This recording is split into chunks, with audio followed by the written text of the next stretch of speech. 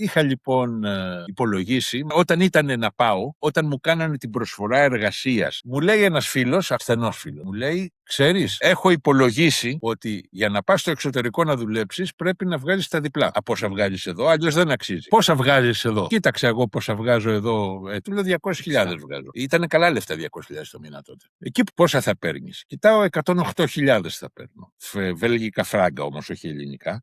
Τα πλασιάζουμε επί 3,75, βγαίνει 393 έβγαινε. Μου λέει οριακό είναι. Εγώ όμως πήγα. Εγώ είχα προϋπηρεσία μεταφραστική. Ευτυχώς είχα μεταφράσει βιβλία, γιατί είπα τόσες σελίδες, ήταν πολλές σελίδες. Οπότε αμέσως μου τα αναγνωρίσανε και από το 108 βέλγικα φράγκα πήγα στο 140. Αμέσως και αναδρομικά κιόλας.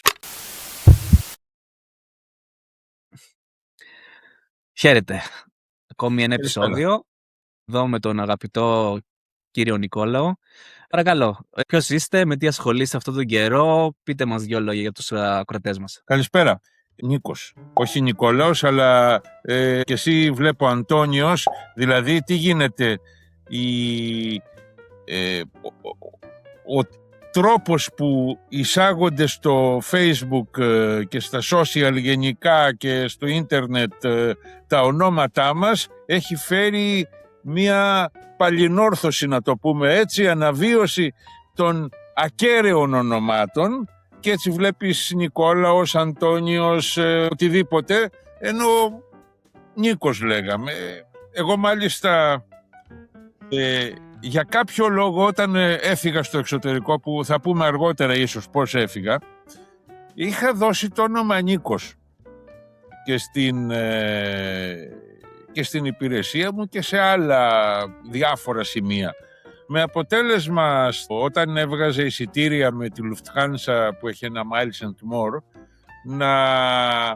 να δίνω Νίκος, και κάποια στιγμή, επειδή το διαβατήριο βέβαια ήταν Νικόλαος, είχα πρόβλημα. Παραλίγο να χάσω μία πτήση, οπότε από τότε κατάλαβα ότι δεν παίζουν με αυτά και έτσι από εδώ και πέρα είμαι Νικόλαος, γι' αυτό και σήμερα με είπες και εσύ Νικόλαο. Λοιπόν, Νίκος Αραντάκος, συγγραφέας, μεταφραστής.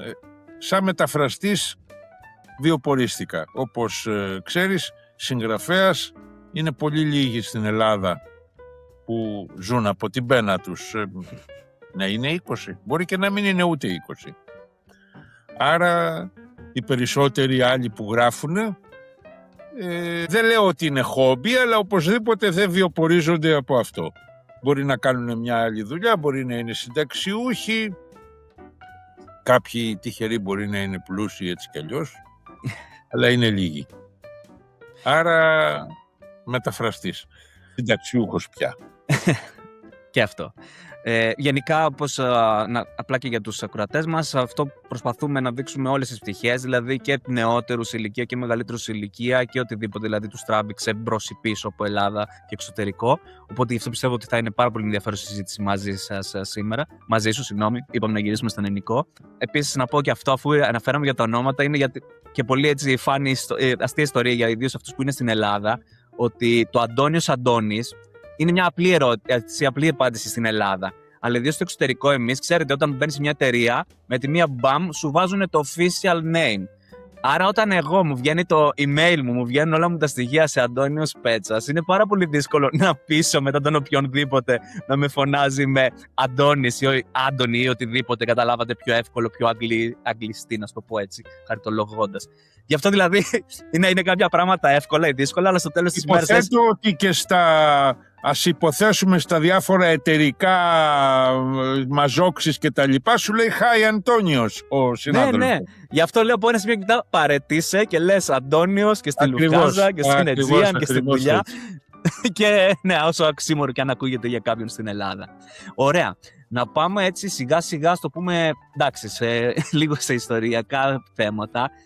Ο μικρός Νίκος λοιπόν, πού μεγαλώσατε, πώς ήταν, ας το πω, η παιδική σας ηλικία, σε γενικές γραμμές? Ο Νίκος γεννήθηκε το 1959 σε αυτό το σπίτι που είμαι τώρα, δηλαδή στο Παλαιό Φάληρο, προς την Αμφιθέα. Τότε ήταν οδός Ευτέρπης, τώρα είναι οδός Ήβης Αθανασιάδου. Η Ήβη Αθανασιάδου είναι μια κοπέλα που τη σκότωσαν οι Γερμανοί την τελευταία μέρα που φεύγανε, 12 Οκτωβρίου του 1944. Όπως φεύγανε είχαν κατέβει κάποια παιδιά, ήταν τελειόφοιτοι του γυμνασίου, είχαν κατέβει να γράψουν welcome στους Εγγλέζους και την είδε ένας Αυστριακός γιατρός κιόλας και όπως έφευγε με το ποδήλατο την εκτέλεσε. Έριξε μία ρηπή και τη σκότωσε. Λοιπόν, εν πάση περιπτώσει, εγώ λοιπόν γεννήθηκα το 1959 στο Παλιοφάλιρο, μία οικογένεια μηχανικός ο πατέρας μου, η μητέρα μου χημικός. Είχαμε μία έφεση, είχαν μία έφεση στα γράμματα, δηλαδή μεγάλωσα σε ένα δωμάτιο γεμάτο βιβλία. Ακόμα είχαμε κάτω τον παππού και τη γιαγιά που και οι δύο έγραφαν και μου ήταν πολύ οικείο το να ασχολούμαι με τα βιβλία και να διαβάζω. Μάλιστα έμαθα μόνος μου να διαβάζω πριν πάω στο σχολείο. Έμαθα μόνος μου. Με έμαθε μια κοπέλα που με κρατούσε γιατί δούλευε η μητέρα μου και τότε δεν υπήρχαν και πολλά νηπιαγωγεία, ξέρεις, και τα λοιπά. Οπότε μια κοπέλα που με κρατούσε για να την αφήνω και ήσυχη μου έμαθα να διαβάζω και διάβαζα εφημερίδες από 4,5 χρονών, ας πούμε, διάβαζα. Δεν αγόραζα εφημερίδα να διαβάσω, αλλά μπορούσα να τους πω τι λέει. Και έτσι μου ήταν, ας πούμε, η ιδέα του να διαβάζεις και να γράφεις ήταν πάντα κάτι που το θεωρούσα καθόλου παράξενο, πολύ φυσιολογικό, κατάλαβες. Και εντάξει, ήμουνα και σχετικά καλός μαθητής, δεν ήταν δηλαδή αυτό, τα έπαιρνα τα γράμματα που λέμε, αλλά αυτό καλλιεργείται, δεν είναι δηλαδή θέμα ότι έχεις κάποια επιφύτηση, ας πούμε, και τα λοιπά. Αν είχα γεννηθεί σε μια άλλη οικογένεια που είχε άλλα ενδιαφέροντα, μπορεί να έπαιζα ποδόσφαιρο όλη τη μέρα και να ήμουν ένας πολύ καλός center back, ας πούμε, ή ένας κακός center back. Λοιπόν, δεν είναι δηλαδή ότι έχει κάποιο φοβερό ταλέντο και τα λοιπά. Αυτά κατά 90% μπορώ να πω καλλιεργούνται. Και πήγα σχολείο, καλά, στο δημοτικό, εκεί που στη γειτονιά μου. Μετά πήγα στο γυμνάσιο, πήγα στην Ιωνίδιο στον Πειραιά που ήταν πρότυπο τότε και τώρα είναι δηλαδή, Αρένων βέβαια τότε. Και όταν τελείωσα, ο πατέρας μου ήταν χημικός μηχανικός, όπως είπα, πέρασα στη σχολή χημικών μηχανικών. Μου φάνηκε δηλαδή ότι ήταν η μοναδική επιλογή που... Η μοναδική επιλογή. Δεν με ανάγκασε κανένας, αλλά γιατί όχι, αυτό θα διάλεγα, αφού αυτό ήξερα, αυτό θα διάλεγα. Όχι ότι είχε ο πατέρας μου καμία δουλειά να την κληρονομήσω, γιατί συνηθίζεται πάρα πολύ αυτό, ιδίως από τα αγόρια. Μάλιστα ο πατέρας μου, ενώ είχε μια πράγματι μικρή βιοτεχνία μονώσεων και στεγανώσεων, την οποία δεν τη συμπαθούσα ιδιαίτερα γιατί αυτά βρωμάνε, αυτές οι ουσίες βρωμάνε.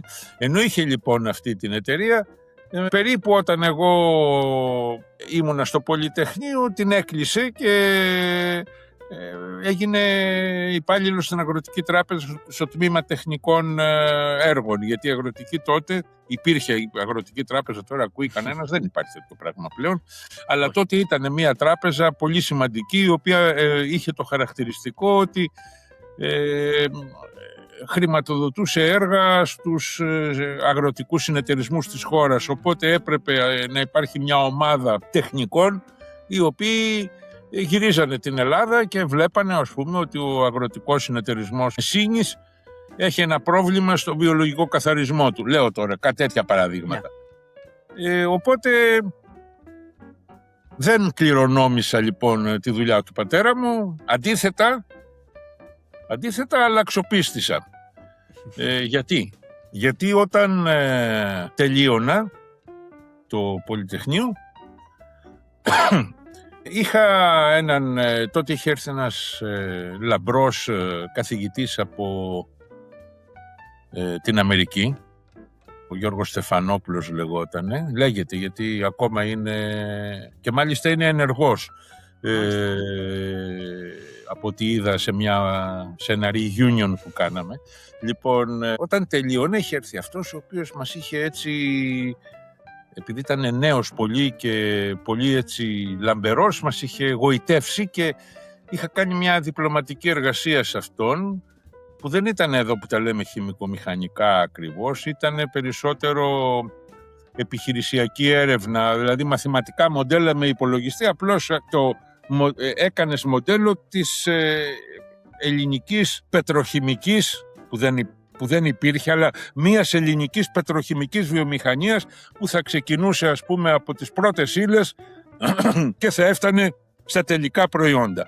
Αυτό το πράγμα λοιπόν, έναν στενό μου φίλο, κάναμε μαζί τη διπλωματική, γιατί ήταν μεγάλο το θέμα του κυρίου, και μετά είχα την ιδέα να συνεχίσω στον καθηγητή αυτόν μεταπτυχιακά, διδακτορικό δηλαδή, στην Ελλάδα. Όμως αυτός φαίνεται είχε κουραστεί από την Ελλάδα, του έκανε και μια πολύ καλή πρόταση το MIT και δεν μπορούσε να πει όχι και έφυγε για το MIT. Και μου λέει, επειδή δεν είχαμε ξεκινήσει, ακόμα δηλαδή ήταν η διαδικασία να εγκριθεί από τον τομέα και τα λοιπά, μου λέει δεν μπορώ να σε πάρω μαζί μου, ενώ πήρε μαζί του αυτού που είχαν ήδη ξεκινήσει, ήταν κάνα 2 χρόνια μεγαλύτεροι. Θα σου δώσω μια συστατική να πας στο Κορνέλ. Το Κορνέλ είναι ένα σχετικά καλό, πολύ καλό, και έχει και καλό κλάδο χημικών. Ο Μίμης Πλέσας είχε τελειώσει το Κορνέλ. Λοιπόν, ξεκίνησα εγώ τη διαδικασία. Μια αρκετά μεγάλη διαδικασία που έπρεπε κιόλας να δώσω κάποιες εξετάσεις που δεν τις θυμάμαι τώρα, GRE νομίζω ήταν, και σίγουρα ήταν TOEFL. Ίδιο, ακόμα και τώρα είναι. Αφού λοιπόν τα έκανα όλα αυτά, τα είχα μαζέψει, τα είχα βάλει δεν υπήρχε ηλεκτρονική μορφή τότε, ένα πάκο, ωραίο πάκο, έβγαζα φωτοτυπίες και τα λοιπά, και πριν τα υποβάλω, καθόμουν και σκεφτόμουν, έκατσα και σκέφτηκα, τώρα εγώ θέλω να πάω εκεί. Εν τω μεταξύ ήξερα πως είναι, ή εν πάση περιπτώσει, επειδή εγώ είχα τελειώσει λίγο αργότερα, περίπου μερικούς μήνες αργότερα από τους άλλους, γιατί μαζί με αυτόν τον καθηγητή που λέω κάναμε και μια δημοσίευση, μου λέει βιάζεσαι να τελειώσεις, αντί να τελειώσεις Ιούνιο να τελειώσεις Οκτώβριο, σε πειράζει? Όχι, λέω δεν έχω τίποτα, να κάνουμε μια δημοσίευση. Και κάναμε αυτή τη δημοσίευση. Λοιπόν, και επειδή είχα τελειώσει πιο αργά, κάποιοι είχαν φύγει ήδη και ήξερα, μου είχαν πει περίπου τι αντιμετωπίζουν. Εγώ δεν ήθελα λοιπόν αυτό. Αποφάσισα ότι αυτό το πράγμα δεν το θέλω. Δεν είναι δηλαδή κάτι που θέλω να αφιερώσω τη ζωή μου, ας πούμε, σε αυτό. Να ζήσω στην Αμερική και να έχω μια καριέρα, προφανώς ακαδημαϊκή καριέρα, αν θα έκανα διδακτορικό εκεί. Δεν το ήθελα αυτό. Αποφάσισα ότι δεν το ήθελα, και ενώ ήμουν έτοιμος, είχαμε κάνει και κάποιες... έπρεπε και οι γονείς μου κάτι να υπογράψουν ότι δέχονται να με συνδράμουν οικονομικά σε περίπτωση που και τα λοιπά, το ζητούσε αυτό το πανεπιστήμιο. Και ενώ λοιπόν τα είχα όλα έτοιμα, τους λέω, ξέρετε, δεν θα πάω. Δεν μπορώ. Δεν το θέλω καθόλου. Εν τω μεταξύ είχα πάρει πτυχίο, οπότε έτρεχε η αναβολή του στρατού που τότε ήταν 1,5 χρόνος για την αναζήτηση μεταπτυχιακών, κάτι τέτοιο. Και δεν σου αφήνανε 1,5 χρόνο χωρίς να ελέγχεται αυτό το πράγμα, αν αναζητάς μεταπτυχιακό ή αν κάθεσαι με τα χέρια σταυρωμένα. Εγώ λοιπόν μόλις τους είπα ότι δεν θα πάω, καλά μου λένε, και τι θα κάνεις? Αυτό δεν μου το είπανε καν, δεν ήταν καθόλου πιεστικοί οι γονείς μου. Κατάλαβα όμως ότι κάτι έπρεπε να κάνω, έτσι. Είδα λοιπόν ότι ήξερα ότι ξέρω καλά αγγλικά, αυτό εντάξει. Και είδα ότι αυτό το TOEFL που ήταν τότε, είχα πάρει 650 με άριστα 650. Λοιπόν, και αυτό μου λέει, λέω, άρα ξέρω καλά αγγλικά, και επειδή διάβαζα πολύ λογοτεχνία και τα λοιπά, και έκανα μεταφράσεις, ήδη ερασιτεχνικά, λέω, για να δούμε πώς ασχολούμαι με αυτό το πράγμα. Και άρχισα να κάνω μεταφράσεις για 2 εκδοτικούς οίκους. Ο ένας ήταν η σύγχρονη εποχή που είναι το εκδοτικό του Κουκουέ, γιατί εγώ τότε ήμουν στο Κουκουέ. Ο άλλος ήταν ο Κλειδάριθμος, ο οποίος είναι ένας εκδοτικός οίκος. Τώρα έχει λογοτεχνία, αλλά τότε ήταν, όπως λέει και το όνομά του δηλαδή, ήταν από τους πρώτους και μεγαλύτερους, μετά έγινε μεγαλύτερους, τότε ήταν εντελώς τα πρώτα βήματα πληροφορικής. Και τότε, αυτό είναι αδιανόητο σήμερα, να πεις ότι βγάζω βιβλίο πληροφορικής και το μεταφράζω. Τώρα πια δεν γίνεται αυτό το πράγμα. Δεν βγαίνουν καν βιβλίο, πιστεύω. Δεν βγαίνει βιβλίο γιατί είναι σε ηλεκτρονική μορφή και ούτε μεταφράζεται πρακτικά. Αλλά τότε η εποχή εκείνη ήταν πολύ στα σπάργανα όλα. Και δουλεύαμε φυσικά, δουλεύαμε με τον Άμστραντ 15-12 λεγότανε. Μάλιστα θυμάμαι είχα αγοράσει με τα πρώτα μου κέρδη από την μεταφραστική δουλειά, είχα αγοράσει ένα που είχε 2 drive, και το ότι είχε δύο drive από τα floppy disk, έτσι, των 5 και 1/4. Το ότι είχε 2 και όχι ένα drive ήταν, ας πούμε, μεγάλη αυτή της τεχνικής. Ξεκίνησα λοιπόν και δούλευα μεταφραστής. Και για πόσα χρόνια το κάνατε στην Ελλάδα? Εν τω μεταξύ, να πω και κάτι άλλο, ότι πήγα φαντάρος βέβαια, όταν τελείωσε αυτό το διάστημα, αλλά έκανα το εξής κόλπο. Πριν πάω φαντάρος, σκέφτηκα τους προηγούμενους μήνες. Δηλαδή, λέω να γραφτώ ξανά σε κάποια σχολή για να παίρνω φοιτητικές άδειες. Στο Πολυτεχνείο δεν είχαμε πολύ καλή βαθμολογία. Δηλαδή, ήταν αυστηρή κάπως η βαθμολογία. Δηλαδή, εγώ είχα πάρει 7,76, κάτι τέτοιο, ας πούμε, που δεν είναι και άριστα. Και με το 7,76, γιατί οι κατατακτήριες τότε στο πρώτο έτος ήταν με βάση το βαθμό του πτυχίου ή του διπλώματος. Το Πολυτεχνείο έχει δίπλωμα, δεν έχει πτυχίο. Λοιπόν, με 7,76 στην νομική που ήθελα να πω δεν είχα καμία τύχη. Μπορούσα να μπω στο οικονομικό ή στο πολιτικό της νομικής, δεν θυμάμαι. Στην αγγλική φιλολογία όμως έμπαινες γράφοντας αγγλικά, δεν έμπαινες με αυτό, γιατί προφανώς άμα περάσει κάποιος που δεν ξέρει αγγλικά πώς θα τα βγάλει πέρα μετά. Έτσι λοιπόν δώσαμε κάτι εξετάσεις εκεί πέρα, επίπεδου lower ήταν, από ό,τι θυμάμαι. Πέρασα στην αγγλική φιλολογία και ήδη πριν πάω φαντάρος είχα δώσει και κάποια μαθήματα εκεί. Το οποίο παρεπιπτόντως, ας πούμε, η αγγλική φιλολογία μου φάνηκε πάρα πολύ βατή σχολή. Γιατί ξέρα καλά αγγλικά, αλλά κυρίως γιατί ήμουν 5 χρόνια μεγαλύτερος, 6 χρόνια μεγαλύτερος. Δηλαδή, όταν είσαι πιο όριμος, μπορεί να μην έχεις διαβάσει, να μην ξέρεις τίποτα κτλ., αλλά μπορείς να παρουσιάσεις ένα άρτιο γραπτό, το οποίο, κακά τα ψέματα, επηρεάζει το βαθμολογητή, το να μην έχει ορθογραφικά λάθη, να μην έχει έτσι ανοριμότητα κτλ. Οπότε, μάλιστα, το αστείο είναι ότι όταν τέλειωσα την αγγλική φιλολογία, το τέλειωσα με άριστα, με 8,51. Χωρίς να έχω πάει ούτε μία φορά στο μάθημα. Ούτε μία ώρα δεν πήγα. Μόνο στις εξετάσεις πήγαινα. Ψέματα λέω, πήγαινα και στο ελληνικό τμήμα. Είχαμε μερικά μαθήματα από το ελληνικό τμήμα. Πήγαινα στη γλωσσολογία και στην ιστορία της νεοελληνικής. Πήγαινα σε κάποια που με ενδιαφέρανε, ας πούμε. Όταν ήμουνα στην Αθήνα, γιατί όταν ήμουνα φαντάρος συνήθως δεν ήμουνα στην Αθήνα. Και ενώ δούλευα μεταφραστής πλέον, μετά που απολύθηκα, δούλευα μεταφραστής full time, με βιβλίο στην εφορία να πούμε και τα λοιπά, ενώ στην αρχή μπορεί να έκανα και μερικές δουλειές μαύρες, μετά αναγκαστικά ήταν αυτή η δουλειά μου. Και μπορώ να πω ότι από ό,τι θυμάμαι δηλαδή, έβγαζα καλά λεφτά. Okay. Γιατί έβγαζα καλά λεφτά? Γιατί δούλευα πολύ. Γιατί είχα 2 εργοδότες και φρόντιζα πάντα να έχω δουλειά. Δεν έλεγα δεν μπορώ να το κάνω, έλεγα εντάξει και το έκανα. Είχα και σύστημα, έλεγα θα κάτσω 8 το πρωί, 8 με 12 θα δουλέψω. Ή άμα ανέβω στην Αθήνα δεν θα βγω το βράδυ. Κάπως έτσι το έκανα και δούλευα αρκετά. Αλλά κυρίως τότε ήταν και καλά τα λεφτά. Ο μεταφραστικός κλάδος των freelance δηλαδή μεταφραστών τότε πλήρωνε καλά. Τώρα δεν πληρώνει καλά. Εδώ και πολλά χρόνια δεν πληρώνει καλά. Άσε που τώρα καλά θα τα πούμε αυτά στη συνέχεια. Πλέον πατάς σε ένα κουμπί και το κάνει μετάφραση όλο το ChatGPT, οπότε... Δεν είναι τους πρώτους κλάδους που δυστυχώς θα μείνουν άνεργοι. Ακριβώς. Θα το συζητήσουμε αυτό. Οπότε μιλάμε τώρα, έχουμε φτάσει στο 1987 και κάποια στιγμή είδα μια αγγελία στα νέα, θυμάμαι. Μάλιστα ήταν ακριβώς, για όσους ζούσαν τότε, ήταν οι μέρες του Μεγάλου Καύσωνα.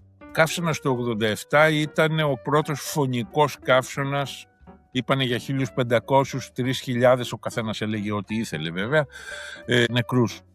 Δεν υπήρχαν τότε ακόμα κλιματιστικά.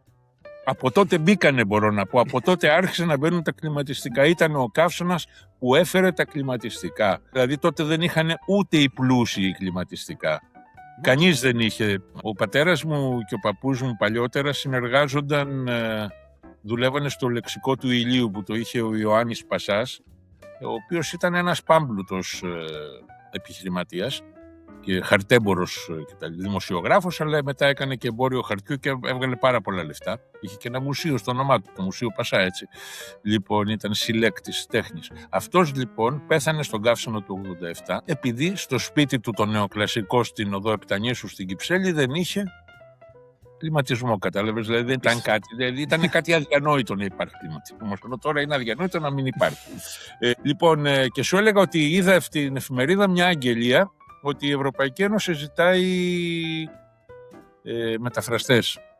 Ζητάει έκτακτους υπαλλήλους μεταφραστές, η Ευρωπαϊκή Επιτροπή στο Λουξεμβούργο. Εν τω μεταξύ, επειδή ήταν 31 Ιουλίου ή κάτι τέτοιο, έκανα εγώ την αίτηση. Τον Αύγουστο δεν δούλεψε, είπα να πάρω ένα μήνα να πάρω άδεια.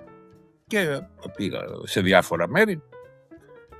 Γυρίζοντας, διαπίστωσα ότι τον Αύγουστο δεν έβγαλα καθόλου τίποτα λεφτά.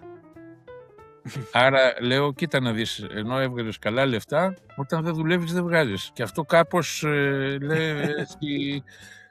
ίσως μπήκε ένας σπόρος μέσα μου, που μετά εκτίμησα τη μισθωτή εργασία, θέλω να πω, και όχι την δουλειά του freelance. Λοιπόν, έκανα τα χαρτιά μου για να δώσω εξετάσεις.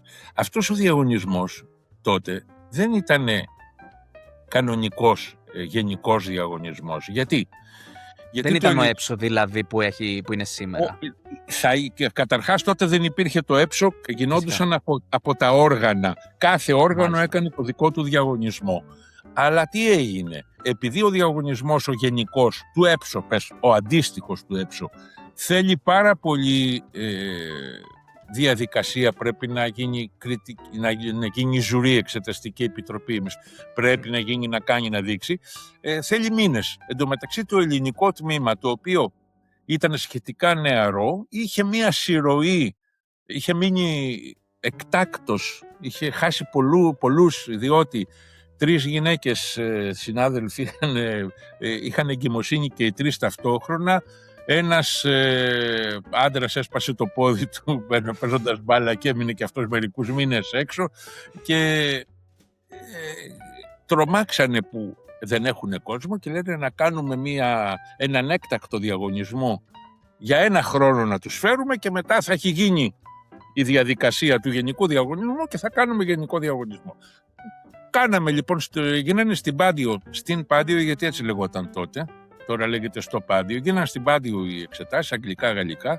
Εγώ τότε γαλλικά δεν δούλευα καθόλου, μάλιστα δεν είχα λεξικό δεν είχα καν λεξικό. Πήγα το βράδυ της προηγούμενης μέρας, πήγα σε μια φίλη μου και πήρα ένα γαλλικό λεξικό της Φωτιάς, από αυτά τα τελείως στοιχειώδη.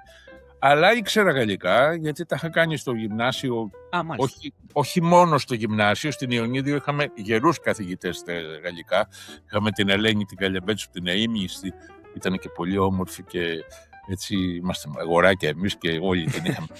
Αλλά έκανα και γαλλικά μόνος μου και πήρα κάποια διπλώματα αρκετά καλά και τα είχα μάθει τα γαλλικά. Κοίταξε, για μένα τα γαλλικά είναι μια γλώσσα που πολύ μου πάει, μπορώ να πω. Δηλαδή, όταν είχα 10 χρόνια να δουλέψω γαλλικά, δούλευα συνέχεια αγγλικά, Αλλά στη μετάφραση που μας δώσανε τότε το 87 έγραψα καλύτερα στα γαλλικά, γιατί είναι μια γλώσσα που φαίνεται ότι μου είχε εντυπωθεί καλύτερα. Και τα αγγλικά τα ξέρω πάρα πολύ καλά, γράφω αγγλικά, αλλά όταν προτιμώ να μιλήσω εκεί στο Λουξεμβούργο, που μέσα στην υπηρεσία μπορούσαμε λέω, γιατί τώρα έχει κάπως αλλάξει η κατάσταση, μπορούσαμε να μιλήσουμε γαλλικά ή αγγλικά. Εγώ πάντα γαλλικά μιλούσα όταν ήταν με κάποιο συνάδελφο κτλ. Έχει αλλάξει τώρα η κατάσταση, γιατί έχουν έρθει πάρα πολλοί νέοι συνάδελφοι, κυρίως από τις χώρες της διεύρυνσης, ενώ μετά τη διεύρυνση του 2004, που ήταν η Ανατολική Ευρώπη, δεν ήξερε καθόλου γαλλικά, ενώ ξέρει αγγλικά. Οπότε έχει αλλάξει η ισορροπία των γλωσσών και όλοι μιλάνε αγγλικά τώρα. Σχεδόν πάντα. Καμιά φορά δηλαδή ήθελες να πάρεις τηλέφωνο τη διοίκηση για ένα πρόβλημά σου και μίλαγα εγώ γαλλικά και έβλεπες ότι δυσκολευόταν ο συνάδελφος, οπότε το γύρναγε στα αγγλικά. Έδωσα εξετάσεις, πέρασα, με πήρανε για ένα χρόνο. Έφυγα για ένα χρόνο. Αυτή η προσωρινότητα με βοήθησε να φύγω, γιατί δεν ήθελα πολύ να φύγω. Λέω για ένα χρόνο θα είναι. Θα βγάλω κάποια χρήματα, να ξεκινήσω μετά, να δω τι θα κάνω μετά. Να έχω ένα μικρό κεφάλαιο, να δω τι θα κάνω. Ένα χρόνο. Μια απλή ερώτηση. Επειδή έρχεται αυτή η πρόταση, ήδη βγάζετε κάποιο σεβαστό δηλαδή χρηματικό ποσό, freelance φυσικά κλπ. Συγκριτικά πώς ήταν ήδη ψηλότερη μισθή, τότε ας το πούμε ήταν καλές εποχές για την Ελλάδα και δεν ήταν ιδιαίτερα ψηλότερη? Να σου πω και ένα αστείο εδώ. Λοιπόν, όταν ξεκίνησα, πριν ξεκινήσω. Πήγα εκεί λοιπόν, έγραψα, καταρχάς γράψαμε εδώ. Μετά μια ωραία ημέρα με φωνάζουν στο τηλέφωνο, με πήρανε μάλιστα, και μετά ήρθε και τηλεγράφημα φαντάσου. Λοιπόν, και μου λέει, ελάτε για την τάδε του μηνός, για ιατρικές εξετάσεις και για προφορική συνέντευξη. Για συνέντευξη προφορική. Ναι. Πήγα εγώ εκεί. Ήτανε μάλιστα Νοέμβριος του 87 και ήταν η πρώτη φορά που πήγαινα στο Λουξεμβούργο φυσικά, και δεν μπόρεσε να προσγειωθεί το αεροπλάνο γιατί είχε πολύ ομίχλη, και μας προσγείωσε στο Ντούισελντορφ. Ευτυχώς ήταν στο αεροπλάνο ένας Έλληνας μηχανικός που θα πήγαινε στο Λουξεμβούργο, μηχανολόγος, γιατί στο Λουξεμβούργο έχει βιομηχανία και έχει μια μεγάλη της Goodyear, πολύ μεγάλη μονάδα της Goodyear, και θα πήγαινε εκεί, η οποία μάλιστα δεν είναι στην πόλη του Λουξεμβούργου, σε μια μικρή πόλη αρκετά πιο πέρα, το Κολμάρ, και όχι το Κολμάρ της Αλσατίας, ένα άλλο Κολμάρ. Και εκεί λοιπόν αυτός μου έδειξε πώς να πάμε με το τρένο, και μάλιστα μιλάγαμε πολλή ώρα, ταξιδέψαμε μαζί κτλ. Και η πλάκα είναι ότι από τότε, 40 χρόνια που πηγαίνω Λουξεμβούργο, ποτέ δεν έχει ξανατύχει να μην μπορέσει να προσγειωθεί από ομίχλη. Εμένα δεν μου έχει ξανατύχει. Νομίζω και γενικά έχουν τώρα διάφορα εργαλεία με τα οποία μπορούν να αντεπεξέρχονται στην ομίχλη.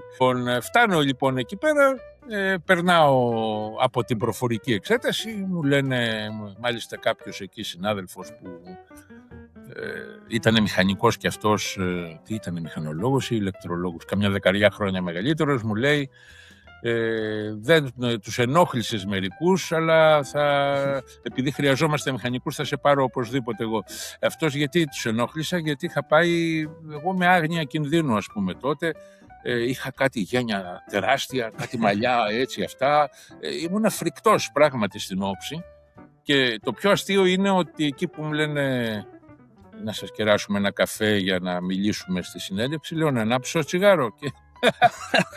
Βέβαια τότε δεν είναι όπως τώρα που άμα ανάψεις τσιγάρο σε απελάβνουνε, και στο αεροπλάνο κάπνιζαν, ήταν πολύ συνηθισμένο. Δεν ήταν κάτι τελείως εξοβελιστικό, αλλά οπωσδήποτε τους είχα σουκάρει. Τέλος πάντων, με τα πολλά με πήρανε. Με πήρανε για ένα χρόνο. Μέχρι να γίνει δηλαδή ο διαγωνισμός. Πήραν όχι μόνο εμένα, πήρανε 8 συναδέλφους. Οπότε ήμασταν 8 νέοι Σαν φοιτητές ήμασταν. Μάλιστα, εγώ είχα συγκάτοικο, δηλαδή με κάποιον που τον εκτίμησα ήδη από τα προφορικά και του λέω: ξέρεις, αν μας πάρουν να μείνουμε μαζί, γιατί είχαμε πάει για 1 χρόνο. Δεν είχαμε πάει για να ζήσουμε για πάντα. Αυτή η προσωρινότητα εμένα κάπως με σημάδεψε, μπορώ να πω, ή μάλλον την νοοτροπία μου σημάδεψε. Βέβαια, ο 1 χρόνος δεν έμεινε 1, έγινε 2, γιατί φυσικά η διαδικασία του διαγωνισμού που ήταν να γίνει σε 1 χρόνο δεν έγινε. Σε 1 χρόνο μας ανανεώσανε για άλλο 1 χρόνο το συμβόλαιο και όταν περίπου στους 8 μήνες του δεύτερου χρόνου έγινε ο διαγωνισμός. Στην Κομισιόν ήμουνα τότε, αυτό ξέχασα να το πω, τότε ήμουνα στην Κομισιόν. Δηλαδή στο μεταφραστικό τμήμα της της Ευρωπαϊκής Επιτροπής στο Λουξεμβούργο. Ένα μεγάλο κομμάτι της δουλειάς μας ήταν, γι' αυτό θέλανε μηχανικούς, ήταν οι προκηρύξεις δημοσίων έργων, που υπάρχει μια ευρωπαϊκή οδηγία που επιβάλλει να μεταφράζονται σε όλες τις γλώσσες της Ευρωπαϊκής Ένωσης. Αν, ας πούμε, όλες οι δημόσιες συμβάσεις, όχι οι ιδιωτικές, αν δηλαδή ο Δήμος, ας πούμε, του Bielefeld στη Γερμανία ήθελε να κάνει βιολογικό καθαρισμό, έπρεπε να μεταφραστεί αυτό σε όλες τις γλώσσες. Σου είπα για τον Bielefeld γιατί έγινε ένα αστείο με τον Bielefeld και τότε έμαθα ότι υπάρχει Bielefeld. Αν και κάποιοι λένε στο ίντερνετ, ξέρεις ότι ο Bielefeld δεν υπάρχει. Έχω πάει βέβαια και υπάρχει, αλλά τέλος πάντων. Λοιπόν, αλλά το Bielefeld το έμαθα τότε, διότι ο Δήμος του Bielefeld λοιπόν ήθελε να κάνει μια εγκατάσταση, μια μονάδα βιολογικού καθαρισμού και περιέγραφε με τόσο μεγάλη ακρίβεια τις επιμέρους εγκαταστάσεις, πώς γινόταν η επίπλευση, το ένα τ' άλλο κάτι. Και ένας μεταφραστής αηδιασμένος, ας πούμε, από αυτά που είχε να μεταφράζει, έγραψε «Μέρντ, τούτε μέρντ», το λένε κατά. Γνωρίζοντας ότι ο διορθωτής θα το δει. Ο διορθωτής για κάποιο λόγο δεν το είδε και τυπώθηκε αυτό. Και μετά είχε αυτό συνέπειες. Τέλος πάντων, αυτή η δουλειά που γινόταν εκεί πέρα και ήταν τελείως βαρετή, εννοώ ειδικά αυτή η δουλειά, στο τέλος ήταν η πρώτη που ιδιωτικοποιήθηκε, πολύ νωρίς έγινε αυτό, και έτσι ασχοληθήκαμε με πιο ουσιαστικά πράγματα. Εγώ όμως πέρασα και στον άλλο, έγινα κι άλλος ένας διαγωνισμός, τότε γενικός διαγωνισμός πάλι από το Κοινοβούλιο. Αυτό δεν θα γινότανε τώρα, δηλαδή να κάνουν 2 όργανα ταυτοχρόνως διαγωνισμό. Εντάξει, αλλά τότε έτσι ήταν τα συνήθεια. Εγώ πέρασα και στους 2 διαγωνισμούς και μετά έπρεπε να διαλέξω και χωρίς να υπάρχει πολύ σοβαρός λόγος πήγα στο Κοινοβούλιο τελικά. Ο βασικός λόγος ίσως ήταν ότι στο Κοινοβούλιο ήταν περισσότεροι και επειδή εγώ ήθελα να φεύγω να παίρνω άδειες το Πάσχα ειδικά γινόταν σφαγή ποιος θα πάρει άδεια, ενώ ήμασταν μόνο 15 και μάλιστα είχαν πει τότε να χωρίσουν τους 15 σε 8 και 7, οπότε λέω άμα είναι 8 και 7 εγώ θα είμαι νεότερος, δεν θα παίρνω ποτέ άδεια και πήγα στο Κοινοβούλιο που ήταν 40 και έτσι βρήκα, ας πούμε, εκεί πέρα λέω μέσα στο πλήθος θα μπορέσω και εγώ να επιπλέψω. Βέβαια το Κοινοβούλιο τότε ήταν προϊστάμενος ένας αρκετά γνωστός, ο Μάρκος Δραγούμης, ο οποίος ένας διανοητής του ελληνικού φιλελευθερισμού, ας πούμε. Μάλιστα υπάρχει και τώρα ένα κέντρο φιλελεύθερων μελετών, ο οποίος δεν ήταν και τόσο πολύ, δεν είχε πολύ μεγάλο ταλέντο στο να διοικεί ανθρώπους ή εν πάση περιπτώσει σήμερα θα λέγαμε ότι καλλιεργούσε ένα κλίμα τοξικότητας, τότε όμως δεν την ξέραμε αυτή τη λέξη, και εν πάση περιπτώσει ήταν πολύ πιο φορτισμένη η κατάσταση, ενώ στην Επιτροπή ήμασταν όλοι φίλοι, εκεί πέρα λίγο έπρεπε να κοιτάς. Και τότε πάντως εκεί μονιμοποιήθηκα πλέον, δηλαδή μετά τους πρώτους 9 μήνες υποτίθεται ότι είσαι δόκιμος. Εντάξει, υποτίθεται. Λοιπόν, και μετά έγινα μόνιμος και συνειδητοποίησα ότι θα μείνω εκεί και πάλι δεν το συνειδητοποίησα. Δηλαδή θέλω να πω, υπήρχε τότε η άποψη ότι μπορείς να κάτσεις λιγότερο από 10 χρόνια και να φύγεις πριν από τα 10 χρόνια παίρνοντας όλες σου τις κρατήσεις και κάποιο εφάπαξ. Αυτό δεν είμαι καθόλου σίγουρος ότι μπορούσε να γίνει τελικά, εκ των υστέρων κρίνοντας. Γιατί ισχύει μόνο για τους έκτακτους υπαλλήλους, όχι για τους μόνιμους.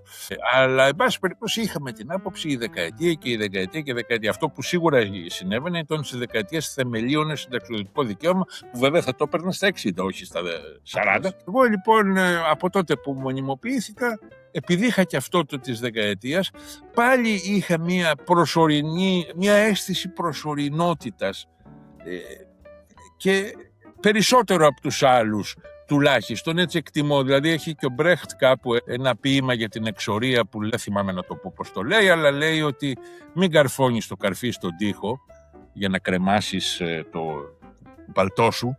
Πόσο θα κάτσουμε επιτέλους, με την ελπίδα ότι θα γυρνούσαν πολύ γρήγορα, θα έπεφτε ο Χίτλερ και θα γυρνούσαν πολύ γρήγορα. Και βέβαια τελικά και λέει στο τέλος ότι και έχουμε μείνει εδώ 10 χειμώνες, ας πούμε, ή κάτι τέτοιο. Λοιπόν, εγώ είχα αυτή την αίσθηση κάπως της προσωρινότητας, πράγμα το οποίο με κράτησε πιο κοντά στην Ελλάδα. Έτσι κι αλλιώς ήταν βέβαια τα πράγματα.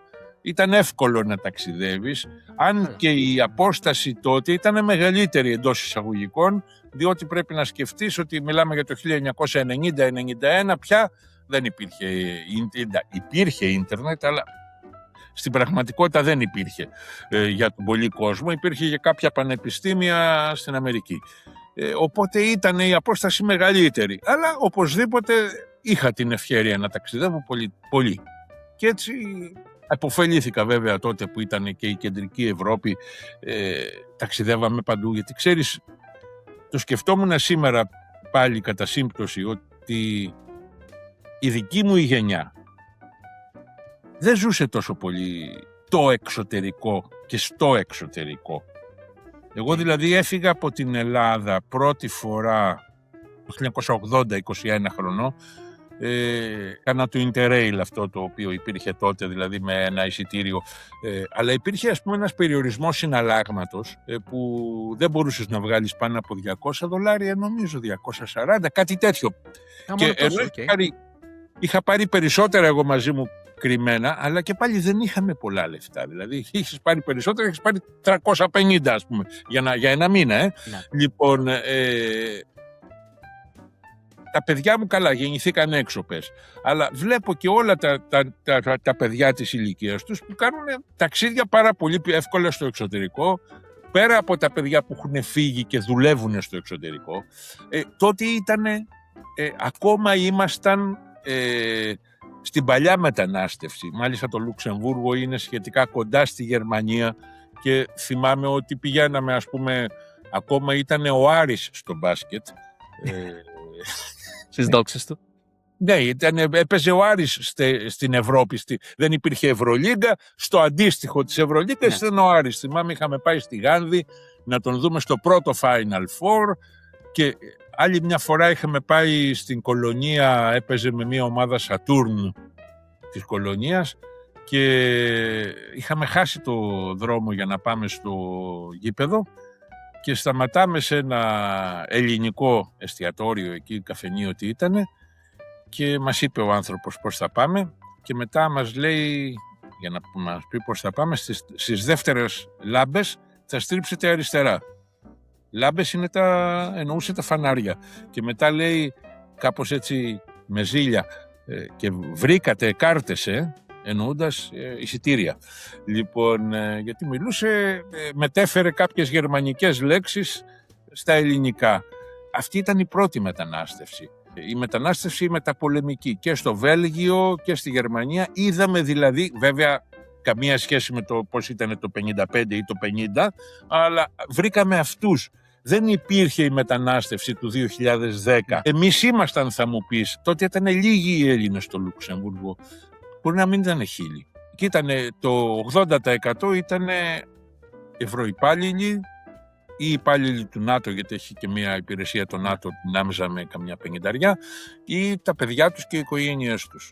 Τώρα είναι 5.000 στο Λουξεμβούργο οι Έλληνες και τα 4/5 είναι εκτός κοινοτήτων. Είναι σε όλους, από γιατρούς, έχει δεκάδες Έλληνες γιατρούς, έχει παιδιά που δουλεύουν στην εστίαση, έχει πάρα πολλούς Έλληνες είναι το προφίλ το τυπικό του 2010 και μετά. Εκεί λοιπόν στο Λουξεμβούργο, γιατί θέλουμε να σε πήγα Μεσολαμίας τώρα ή μέσω Λουξεμβούργου, εν πάση περιπτώσει. Στο Λουξεμβούργο συνειδητοποίησα πως είναι πολύγλωσσο το Λουξεμβούργο. Μιλάνε 3 γλώσσες. Λουξεμβουργιανά, γαλλικά, γερμανικά. Η γλώσσα της επικοινωνίας είναι τα γαλλικά. Καμιά φορά και οι ίδιοι δεν είναι πάρα πολύ άνετοι στα γαλλικά, ιδίως οι εργάτες. Εγώ ήξερα και γερμανικά, είχα μάθει στο Πολυτεχνείο και τα τελειοποίησα εκεί και έμαθα εκεί Ιταλικά και Ισπανικά και στα πολύ πρώτα χρόνια, που είναι εύκολες γλώσσες σχετικά άμα ξέρεις γαλλικά, και εκεί συνειδητοποιώντας λοιπόν όλες αυτές τις γλώσσες, βλέπεις τις διαφορές, τις ομοιότητες, κεραίες σου, να το πω έτσι. Αν έχεις δηλαδή μια προδιάθεση, οι κεραίες σου είναι έτσι ψωμένες σε αυτό το φαινόμενο της πολυγλωσσίας. Εν τω μεταξύ ξέχασα να πω ότι πριν φύγω, τα 4 χρόνια που έμεινα στην Ελλάδα, από το 83 που πήγα φαντάρος και μετά και μέχρι το 88 που έφυγα μάλλον τέλειο 15 Ιανουαρίου 88 έφυγα, το 88 ουσιαστικά δεν έμεινα στην Ελλάδα. Λοιπόν, αυτά τα χρόνια τα 4 έβγαλα 2 βιβλία λογοτεχνικά, 2 συλλογές διηγημάτων. Το ένα λεγόταν Μετά την αποψήλωση το 84, αυτό το έβγαλα δηλαδή εκείνο το χρόνο που δεν πήγα φαντάρος, έβγαλα αυτό το βιβλίο ουσιαστικά. Ξεκινήσατε από τότε δηλαδή. Ναι, έγραφα, ναι. Και μετά που πήγα φαντάρος, έβγαλα αυτό το βιβλίο, το Μετά την αποψήλωση, που ήταν πάλι διηγήματα, αλλά είχα βάλει και κάποια γλωσσικά στοιχεία, δηλαδή είχα βάλει μέσα ένα λεξιλόγιο του στρατού, της στρατιωτικής διαλέκτου, ας πούμε, της γλώσσας του στρατού, να το πούμε έτσι. Είχα βάλει μια συλλογή από στιχάκια φανταρίστικα, εννοώ, όχι τα έγραφα εγώ, αυτά που γράφουν τότε συνηθιζόταν, γιατί τότε κρατούσε η θητεία 2 χρόνια. Οπότε, ας πούμε, είχε μια κουλτούρα ολόκληρη που τώρα δεν υπάρχει. Οπότε, ναι, την πύλησαν, πέρναγα, ήταν 2 πουλάκια, το ένα λέει υπομονή και το άλλο 2 χρονάκια. Είχα βγάλει και αυτά τα βιβλία, αλλά όταν έφυγα από την Ελλάδα, αισθάνθηκα σαν το φυτό που το έχουν μεταφυτεύσει και δεν βρίσκει ρίζες και δεν μπορούσα πια να γράψω λογοτεχνία. Μάλιστα. Δεν μπορούσα καθόλου να γράψω λογοτεχνία. Και άμα σας προχωρήσω λίγο, φυσικά είστε εκεί πέρα, μένετε στο Λουξεμβούργο εκείνα τα χρόνια, όταν φύγατε. Από το 88 και μετά, ναι. Μόνιμα Λουξεμβούργο, αυτό ήθελα να πω. Μόνιμα. Επειδή ξέρετε, άλλοι μένουν Βρυξέλλες, άλλοι μένουν. Όχι, Λουξεμβούργο. Ωραία. Και θέλω να πω, πόσο νιώθετε αυτά τα συναισθήματα στο pop. Έρχεστε πιο συχνά Ελλάδα, μένετε εκεί και δεν κοιτάτε πίσω στην Ελλάδα. Πώς σας το πω, αντιδράτε σε όλο αυτό?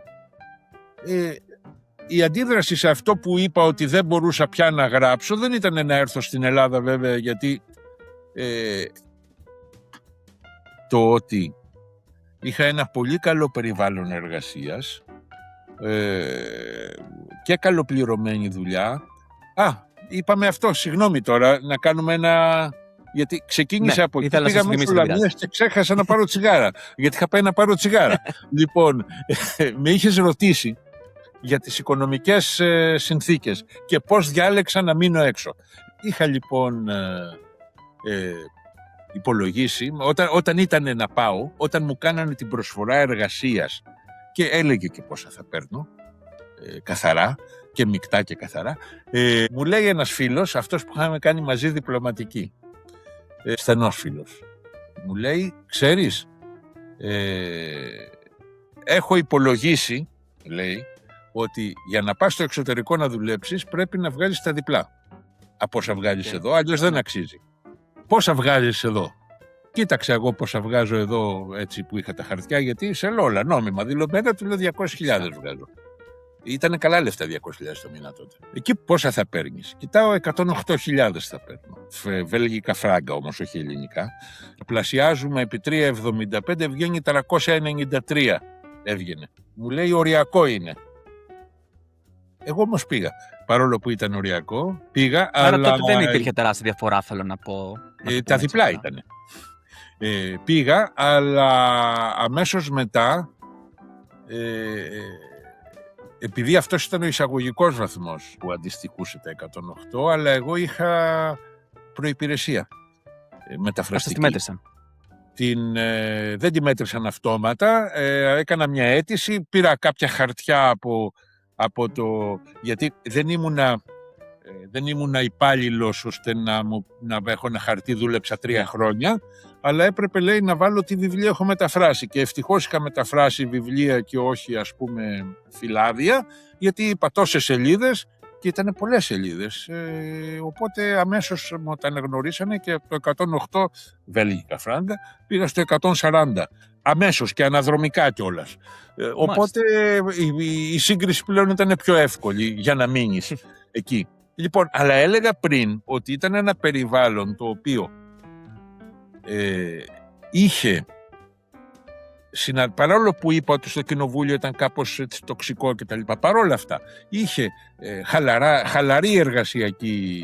Βασικά θέλανε να δουλεύεις, θέλανε να βγάλεις, ας πούμε, τις σελίδες σου. Υπήρχε δεν ήταν γραμμένο σε καμία πέτρινη πλάκα, αλλά υπήρχε 8 σελίδες τη μέρα, νομίζω. Ήταν ή 7 σελίδες τη μέρα, κάτι τέτοιο. Θέλανε να βγάλεις τις σελίδες σου. Άμα έβγαζες τις σελίδες σου, μπορούσες να πας όποια ώρα ήθελες, σχεδόν, μέσα στα πλαίσια της λογικής, βέβαια. Είχε αυτό. Είχε ότι δεν ήταν ανάγκη να φοράς γραβάτα, να φοράς, ξέρεις, αυτό το πράγμα που εγώ δεν το ήθελα καθόλου.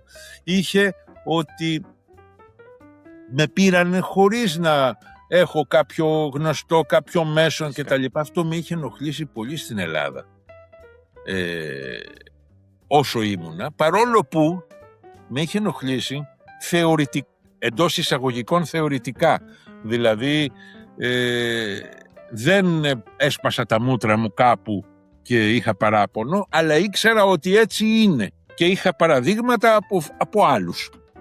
Οπότε δεν είναι τόσο εύκολο να φύγεις από εδώ πέρα, είπα μέσα μου.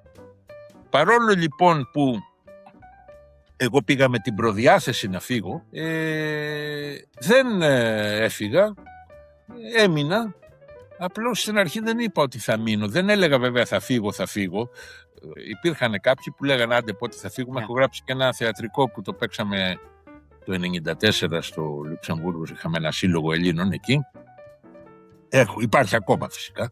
Έχει γίνει ελληνική κοινότητα και ήταν το μια ζωή τον θυμάμαι να φεύγει. Με κάποιον που έλεγε θα φύγω και άντε να αυτό και τα λοιπά, και τελικά παίρνει και τη σύνταξη και μένει εκεί. Εγώ τουλάχιστον έφυγα στη σύνταξη, παρόλο που έχω ακόμα πότε, αλλά οι περισσότεροι συναδελφοί μου, ας το πω και αυτό, ιδίως τους 3 ας πούμε, που έχουν πάρει σύνταξη, μένουν εκεί. Γιατί μένουν εκεί? Γιατί έχουν παιδιά που δουλεύουν εκεί κάποιοι. Και όσοι δεν έχουν παιδιά μπορεί να μοιράζουν, αλλά επειδή έχουν, ξέρεις, όλα τους την περίθαλψη, τον Ατάλο, γιατί για να έχουν πάρει σύνταξη δεν είναι και μιας κάποιας ηλικίας, όλα αυτά τα έχουν κανονίσει εκεί και το Λουξεμβούργο είναι πάρα πολύ οργανωμένο για ανθρώπους μιας κάποιας ηλικίας. Γι' αυτό το λόγο, παρόλο που ο καιρός είναι πολύ κακός και ακόμα και τώρα το λέω εγώ, δηλαδή 40 χρόνια δεν συνήθισα ούτε το σκοτάδι το χειμωνιάτικο. Καλά, τώρα μιλάω και σε εσένα που είσαι στην Αγγλία, που είναι τα ίδια πράγματα περίπου. Και χειρότερα λίγο. Και χειρότερα λίγο. Δεν το συνήθισα ποτέ. Δηλαδή, όταν έπρεπε να φύγω από το γραφείο με νύχτα, τους χειμωνιάτικους μήνες νύχτα έφευγα. 4 το απόγευμα. 4 νύχτωνε. Εμείς φεύγαμε 5. 5 το νωρίτερο, 5,5 κανονικά. Λοιπόν, όταν έπρεπε να φύγω νύχτα, πλάκωνε η ψυχή μου. Και τα χιόνια επίσης δεν συνήθισα, που εσείς δεν έχετε χιόνια, υποθέτω. Έχουμε πλέον με την κλιματική αλλαγή τα τελευταία χρόνια σχεδόν κάθε χρόνο. Α, ναι. Εμείς είχαμε στην αρχή, εμείς με την κλιματική αλλαγή δεν έχουμε πλέον. Δηλαδή στο Λουξεμβούργο εννοώ, δεν έχει πλέον παρασπανίως. Αλλά στην αρχή ήταν ζώρικο και φαίνεται κάποια πράγματα πρέπει να γαλουχηθείς με αυτά, δηλαδή το ρεφλέξ να βλέπω χιόνι και παίρνω το φτιάρι και καθαρίζω μπροστά από το σπίτι μου. Εντάξει, το απέκτησα το ρεφλέξ, αλλά δεν μ' άρεσε καθόλου. Ούτε μ' άρεσε να πηγαίνουμε στο χιόνι και τα λοιπά. Δεν μ' άρεσε καθόλου. Το χιόνι δηλαδή είναι μια εμπειρία που δεν μ' αρέσει. Ενώ άλλοι μπορεί να πηγαίνουν στο σκι και τα λοιπά. Τώρα έχει έρθει και στην Ελλάδα το σκι, εντάξει. Καλά, ναι. Εγώ δεν θέλω το χειμώνα. Επειδή ανοίξαμε πολλά θέματα, πιστεύω, έχει νόημα να κάνουμε έτσι σχετικά μια σύνοψη. Ας το πω πώς είναι η ζωή στο Λουξεμβούργο και περισσότερο, επειδή ξέρετε, ακούγονται και κάποιοι μύθοι, όχι τόσο μύθοι κλπ. Και από κάποια άτομα που δεν έχουν ιδέα από Λουξεμβούργο και λένε π.χ. στο Λουξεμβούργο δεν μπορείς να κάνεις εξετάσεις για μήνες, χρόνια, δεν ξέρω και εγώ τι. Εσείς δηλαδή πώς το ζήσατε, από, ξέρετε, ας πούμε αυτές τις βασικές απόψεις, το κάθε μέρα, το εργασιακό, το εσύ, το αντίστοιχο και παλεύοντας. Ναι, κοίταξε τώρα, πρέπει να σου πω κάτι βέβαια, ότι το δικό μας το ταμείο των ευρωυπαλλήλων είναι πιο... Καλά, ναι, είναι καλύτερο. Είναι καλύτερο από το Εθνικό Ταμείο. Μιλάμε για τις εξετάσεις. Οπότε δεν ξέρω αν υπάρχει πράγματι αυτή η τεράστια αναμονή. Οπωσδήποτε υπάρχει αναμονή σε καλούς γιατρούς. Υπάρχουν καλοί γιατροί, γιατί σε κάθε ειδικότητα Φυσικά. λες ότι ο τάδε είναι ο καλύτερος δερματολόγος. Δεν μιλάμε τώρα μιλάμε για εξετάσεις, για τρέχουσα. Ήξερα λοιπόν ότι ο τάδε έχει 6 μήνες καρνέ. Όπως επίσης και σου λέει και ο ίδιος ότι ξέρεις, αν θέλεις να κάνεις αυτή την επέμβαση, να έχεις στο νου σου ότι εγώ έχω 6 μήνες καρνέ. Αυτό υπάρχει όμως, δεν είναι θέμα ότι στο δημόσιο ή στο ιδιωτικό, και ο ιδιωτικός τομέας του Λουξεμβούργου έτσι είναι, ενώ στην υγεία. Είναι λίγοι γιατροί και αυτό και έχει και πολλούς Έλληνες και όχι μόνο Έλληνες. Είναι σχετικά είναι λιγότεροι οπωσδήποτε από ό,τι στην Ελλάδα κατά κεφαλή να το υπολογίσουμε.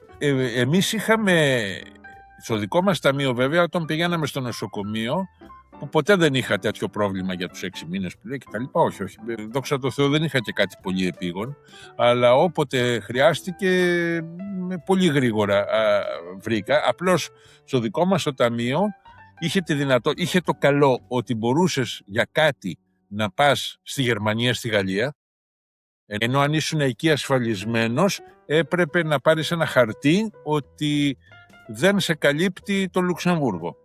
Μάλιστα. Δηλαδή δεν πήγαινες πολύ εύκολα στη Γαλλία, στη Γερμανία, παρά μόνο αν ήταν πραγματική ανάγκη, και μάλιστα είναι και λίγο, δεν το δίνουν πολύ εύκολα αυτό το χαρτί. Το δώσανε σε κάποιο φίλο μου καρκινοπαθή, αλλά δεν το δίνουν πολύ εύκολα γιατί κατά κάποιο τρόπο τους ρίχνει να παραδεχτούν ότι δεν μπορούν να το κάνουν. Έτσι δεν είναι. Εμείς όμως είχαμε τη δυνατότητα να πηγαίνουμε στη Γερμανία, στη Γαλλία, παρόλο που πρέπει να πω ότι κάνα 2 φορές χρειάστηκε να το εκμεταλλευτώ αυτό για λόγους όχι πολύ σοβαρούς. Απ' την άλλη μεριά όμως, επειδή ακριβώς εμείς δεν έχουμε συνεισφέρει, σαν ξένοι που είμαστε, υπάλληλοι διεθνούς οργανισμού, δεν έχουμε συνεισφέρει στο εσύ, που δεν λέγεται εσύ βέβαια του Λουξεμβούργου, ναι. Είχαμε διαφορετικό τιμολόγιο, δηλαδή πληρώναμε πολύ περισσότερα από τους ντόπιους. Τα πλήρωνε η ασφάλεια, φαντάζομαι όμως. Όχι εσείς. Τα πλήρωνε, ναι, κοίταξε, εμείς πληρώναμε το 15% ας πούμε. Ναι, ακριβώς. Με κάποια πλαφόν. Υπάρχουν κάποια πλαφόν, δεν μπορείς να πεις ότι είναι 1000 η επίσκεψη, υπάρχουν πλαφόν. Αλλά τα πλήρωνε η ασφάλεια, ναι, η επαγγελματική μας, η δουλειά μας τα πλήρωνε, το Ταμείο Υγείας το δικό μας. Αλλά οι Έλληνες που δουλεύουν στο Λουξεμβούργο στον ιδιωτικό τομέα είναι στο Caisse Nationale, στο Εθνικό Ταμείο Υγείας, δεν ξέρω πώς λέγεται γιατί δεν ασχολήθηκα ποτέ, δεν χρειάστηκε, αλλά υποθέτω ότι είναι αρκετά ικανοποιητικό από άποψη ξενοδοχειακή, ας υποθέσουμε, και υποδομών είναι πολύ καλή. Κάποια πράγματα που ακούγονται για τους γιατρούς ότι δεν είναι καλοί, αυτό εντάξει, ακούγεται. Πρέπει να πω ότι ακούγεται. Εντάξει, παντού υπάρχουν και καλύτεροι, παντού υπάρχουν και χειρότεροι, ιδίως για την Αγγλία. Απλά 2 πράγματα να τονίσω με την ευκαιρία, επειδή αυτό ξέρω ότι δεν είναι πολύ σύνηθες, ιδίως για όσους μας ακούνε που δεν έχουν φύγει από την Ελλάδα στο εξωτερικό. νούμερο ένα, ότι σχεδόν όλοι μας, δηλαδή στο εξωτερικό, έχουμε και ιδιωτική ασφάλεια. Δηλαδή, ναι, μεν, λέει ο άλλος, το δημόσιο σύστημα υγείας στο Λουξεμβούργο, στην Αγγλία και πάλι λέγοντας, και στη Γερμανία ακόμα δεν είναι τόσο καλό. Αλλά θέλω να πω οι περισσότεροι, επειδή έχουμε την ιδιωτική την ασφάλεια σχεδόν αυτονόητη, σχεδόν σε όλες τις δουλειές τουλάχιστον από ένα ποσοστό και πάνω, τέλος πάντων. Από την εργοδότη σου δηλαδή εννοείς. Ναι. Ότι είναι σχετικά αυτονόητο ότι έχεις και την ιδιωτική ασφάλεια. Άρα, ακόμα και σε κάποια φάση που εγώ είχα, υποτίθεται, μου είπαν ένα ραντεβού από τον NHS εδώ πέρα ότι θα το έχει σε 3 μήνες. Με το που πήρα τηλέφωνο την ιδιωτική ασφάλεια, είχα ραντεβού σε 3 μέρες. Άρα, δηλαδή, μπορείς να το παίξεις και έτσι. Δηλαδή, δεν είμαστε, στο πω, ότι περιμένει κανένα 6 μήνες. Δεν έχω ακούσει δηλαδή κανέναν αναγκαστή να κάνει κάτι. Αυτό που μου λες, εγώ δεν το ξέρω, δεν έχω εμπειρία, γιατί ακριβώς το δικό μας το ταμείο δεν είχε τέτοια θέματα. Ναι. Και απλά να το πούμε και αυτό, εντάξει, δεν είναι κάτι κρυφό, ότι γενικά οι ευρωπαϊκοί δημόσιοι υπάλληλοι έχουν πολλά προνόμια, λιγότερες εισφορές έως κοντά στο 0, ανεξαρτήτως σε ποια χώρα βρίσκονται, και Γερμανία και Βέλγιο και Λουξεμβούργο, ακόμα και Ελλάδα. Δηλαδή, επειδή υπάρχουν και δημόσιες υπηρεσίες ευρωπαϊκές στην Ελλάδα, ακόμα και στη Ηράκλειο, ακόμα και στην Αθήνα, που έχουν δηλαδή πολλά προνομιακά. Ναι, ισχύει αυτό. Από ευρωπαϊκά θεσμικά όργανα ήταν το ΣΕΝΤΕΦΟΠ στη Θεσσαλονίκη. Καλά, υπάρχουν βέβαια και τα παραρωτήματα. Αν πας στην Βασιλεία Σοφία, στην Κομισιόν εκεί πέρα, και του Κοινοβουλίου που είναι. Ναι, εντάξει. Αυτές οι θέσεις είναι περιζήτητες και προφανώς θέλει κάποια γνωριμία και τέτοιο για να πας εκεί. Εντάξει. Μάλιστα. Και η ΕΝΗΣΑ υπάρχει στο Ηράκλειο, European Network Security. Αυτό είναι καινούριο σχετικά, πρέπει να κάνει 15 χρόνια. Ναι, έχει. Καινούριο βλέπεις με τα δικά μου τα κριτήρια. Δηλαδή, φυσικά. Ο καθένας, εγώ ό,τι είναι από το φετινό αιώνα, από τον αιώνα του 21ο, το θεωρώ καινούριο. Ωραία. Και αυτό που πήγα να πω μετά, ότι η οικογένεια, ας το πω, πότε μπαίνει, ας το πω, σχετικά στη ζωή σας?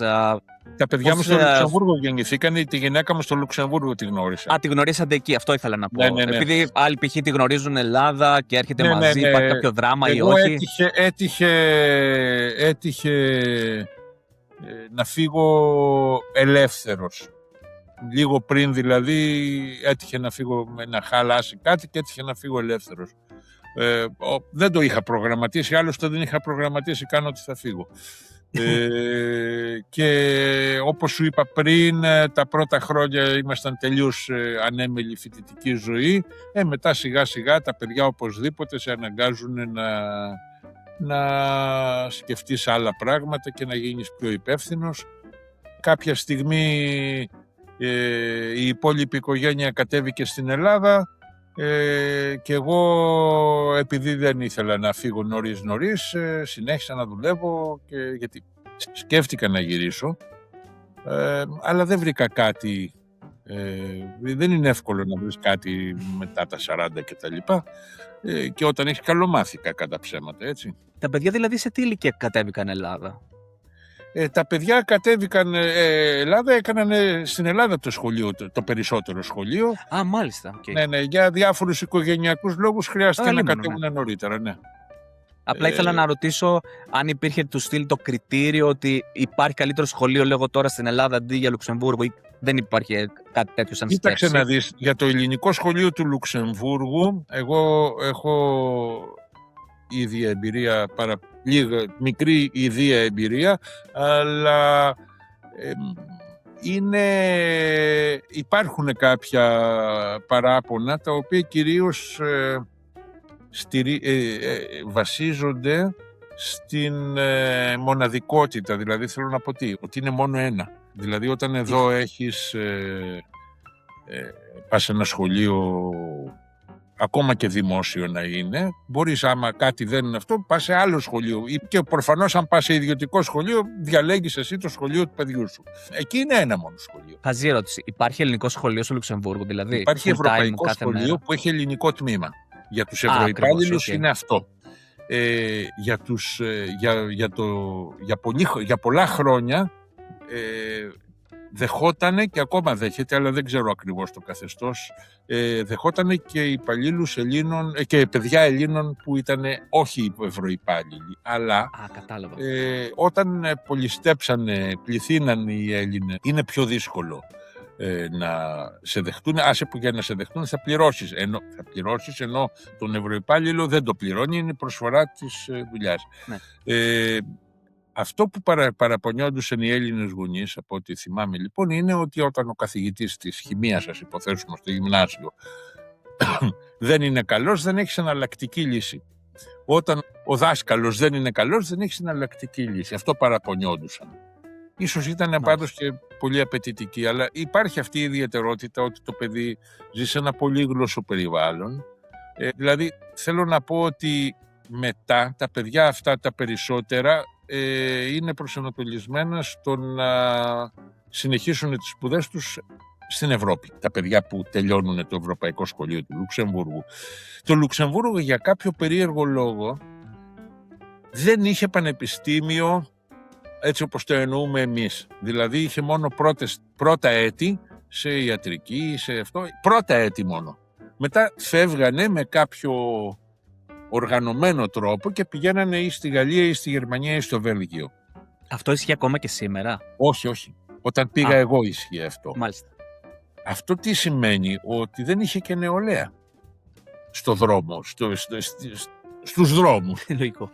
Κάποια στιγμή που δεν μπορώ να σου πω πότε είναι, γιατί έγιναν γύρω στο 2000 πάντως, αποφασίσανε να αλλάξουν τακτική, φτιάξανε πανεπιστήμιο. Είδανε δηλαδή ότι είναι λάθος ότι δεν έχεις πανεπιστήμιο, διότι δεν έχεις πνευματική ζωή, δεν έχεις πολλά πράγματα.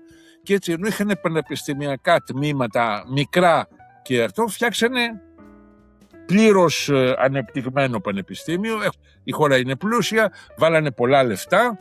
Μάλιστα ακόμα και τώρα χρηματοδοτούσαν, θυμάμαι πριν από μερικά χρόνια, 2-3 χρόνια, όχι πολλά χρόνια, χρηματοδοτούσαν διδακτορικά, δηλαδή σου λέγανε έχεις τελειώσει στη Θεσσαλονίκη, βιολογία ας υποθέσουμε, υπολογιστική βιολογία, ξέρω εγώ τι, σου πληρώνουμε το διδακτορικό να έρθεις να κάνεις διδακτορικό σε εμάς και σε πληρώνουμε. Που ήταν δελεαστική προσφορά και μαζέψανε πολύ κόσμο έτσι, χωρίς ωστόσο να τους κρατάνε απαραίτητα.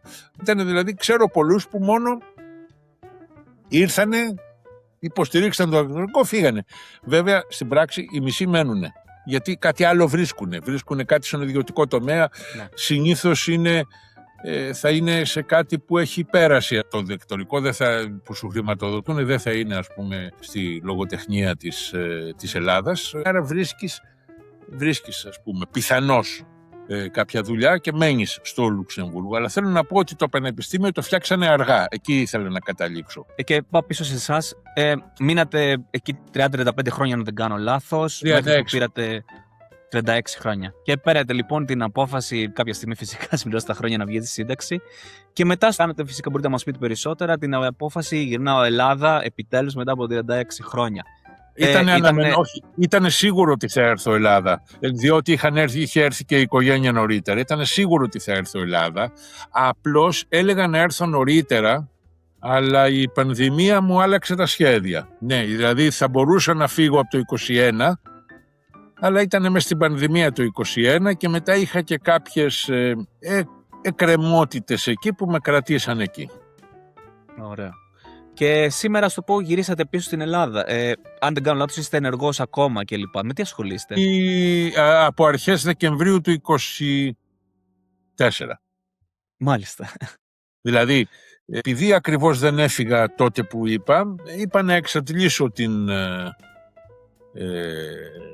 σε διώχνουνε, ή εν πάση περιπτώσει, όταν τον επόμενο μήνα από τα γενέθλιά σου που κλείνει στα 65, εγώ γεννήθηκα τον Νοέμβριο, 1η Δεκεμβρίου λοιπόν έφυγα.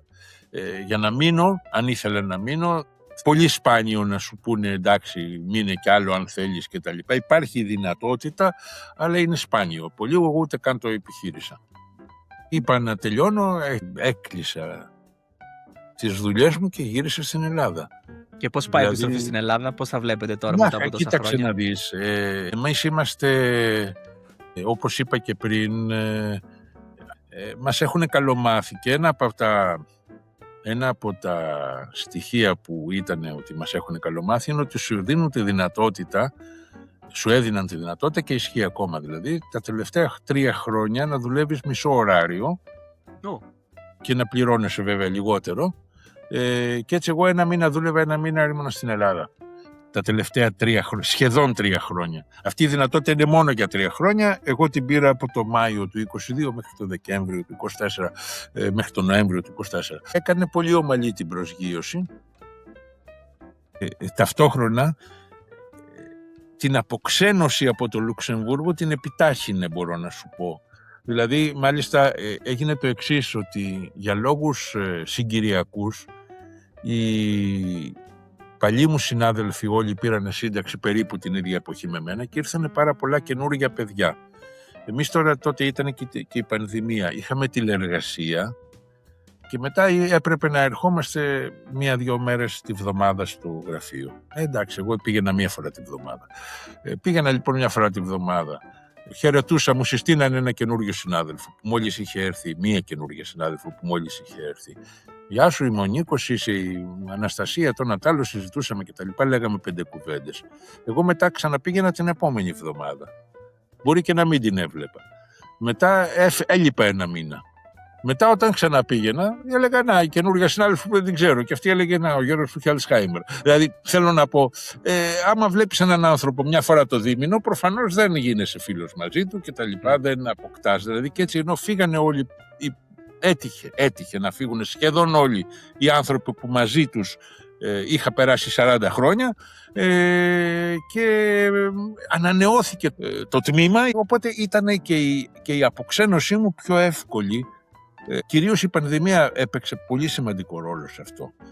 Που ξεκίνησε η πανδημία, δηλαδή εγώ θυμάμαι στο Λουξεμβούργο δουλεύαμε κανονικά τη μία μέρα και την άλλη μέρα ήρθε το μήνυμα ότι μην έρθετε.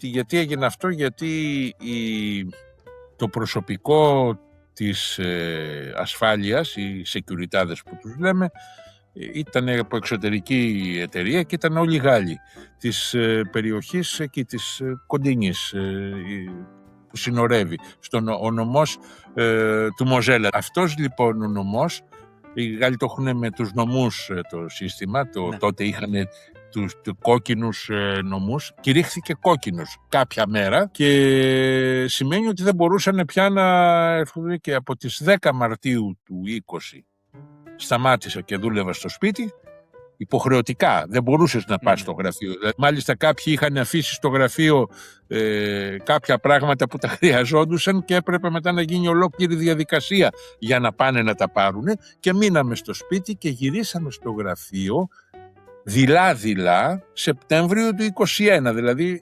υπολόγισε πόσο είναι 18 μήνες. Ναι. Οπότε αυτό αποξένωσε πάρα πολύ, με αποξένωσε πάρα πολύ από το γραφείο μου, από τον τόπο εργασίας μου. Και φυσικά απλά να τονίσω εδώ πέρα ότι ιδίως ο COVID, ιδίως για εμάς που δουλεύαμε σε πολυεθνικές και στο εξωτερικό και πάλι λέγοντας, ήταν μια πάρα πολύ ιδιαίτερη εμπειρία και από αυτό το τομέα. Γιατί για εσάς, όπως είπατε, ήταν, ας το πούμε, προς τη δύση της καριέρας σας στο συγκεκριμένο εργασιακό χώρο και το βιώνατε έτσι. Σκεφτείτε ότι υπήρχαν ακριβώς το αντίθετο, τα νέα παιδιά, που ιδίως παιδιά που ίσως να δούλευαν για πρώτη φορά στη ζωή τους. Δηλαδή δεν πας πρώτη μέρα σε μια δουλειά, σε έναν τεράστιο οργανισμό, δεν ξέρεις κανέναν, δεν ξέρεις πώς να ξεκινήσεις, πώς να δουλεύεις και τέτοια.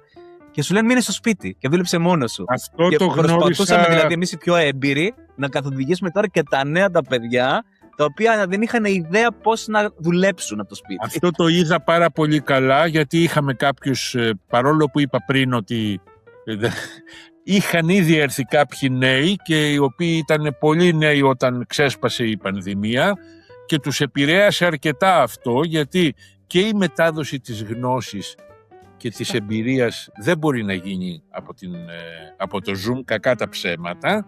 Αυτό είναι το ένα, αλλά και έπειτα το άλλο. Είπα εγώ πριν ότι όταν έφτασα στο Λουξεμβούργο που ήμουν 28 χρονών, 29 χρονών, ήμασταν σαν φοιτητές και τα λοιπά. Οι αντίστοιχα νέοι συναδελφοί μου στη δουλειά, που βέβαια τώρα έχει ανέβει λίγο ο μέσος όρος ηλικίας του πρωτοδιόριστου για διάφορους λόγους, αλλά ήταν 32, 33, 34 χρονών, βρεθήκανε σκέψου χωρίς να ξέρουν κανέναν και δεν μπορούσαν να πάνε πουθενά. Παρόλο που το Λουξεμβούργο ήταν πιο, να το πω έτσι, χαλαρό από την Ελλάδα, δεν χρειάστηκε ποτέ να στείλουμε στο Λουξεμβούργο SMS ή δεν ξέρω τι, ότι πάμε στο μπακάλι, και πάντα ήταν ανοιχτά κάποια πράγματα. Παρόλα αυτά, αυτά τα παιδιά που είχαν ανάγκη μια κοινωνική ζωή, βρεθήκανε σε πολύ άσχημη κατάσταση, όπως επίσης βρεθήκανε σε άσχημη κατάσταση, ακόμα χειρότερα μπορώ να πω, κάποιοι έχουμε σταζιέρα ασκούμενους στα ευρωπαϊκά όργανα που έρχονται για 6 μήνες. Όσοι τύχανε τότε, γιατί ο σκοπός είναι να μάθεις από τους άλλους κτλ. Ήτανε τραγωδία, μπορώ να πω, για αυτούς η πανδημία. Γι' αυτό και ενώ καταλαβαίνω πολύ καλά δηλαδή την ένσταση των που λένε ότι όχι παιδιά, δεν θα δουλεύετε πια από το σπίτι, θα έρχεστε και το καταλαβαίνω δηλαδή, παρόλο που εγώ είχα βαρύνει πάρα πολύ μετά από 1,5 χρόνο και δεν ήθελα καθόλου να πηγαίνω στο γραφείο, καταλαβαίνω πολύ καλά ότι πρέπει να πηγαίνεις στο γραφείο. Η μετάδοση της γνώσης δεν γίνεται το ίδιο εύκολα από μακριά, και εδώ που τα λέμε, ο εργαζόμενος, αν είναι μόνος του στο ελεύθερο ηλεκτρόνιο και δουλεύει μέσω Zoom, δεν έχει και μεγάλη διαπραγματευτική ικανότητα, έτσι δεν είναι?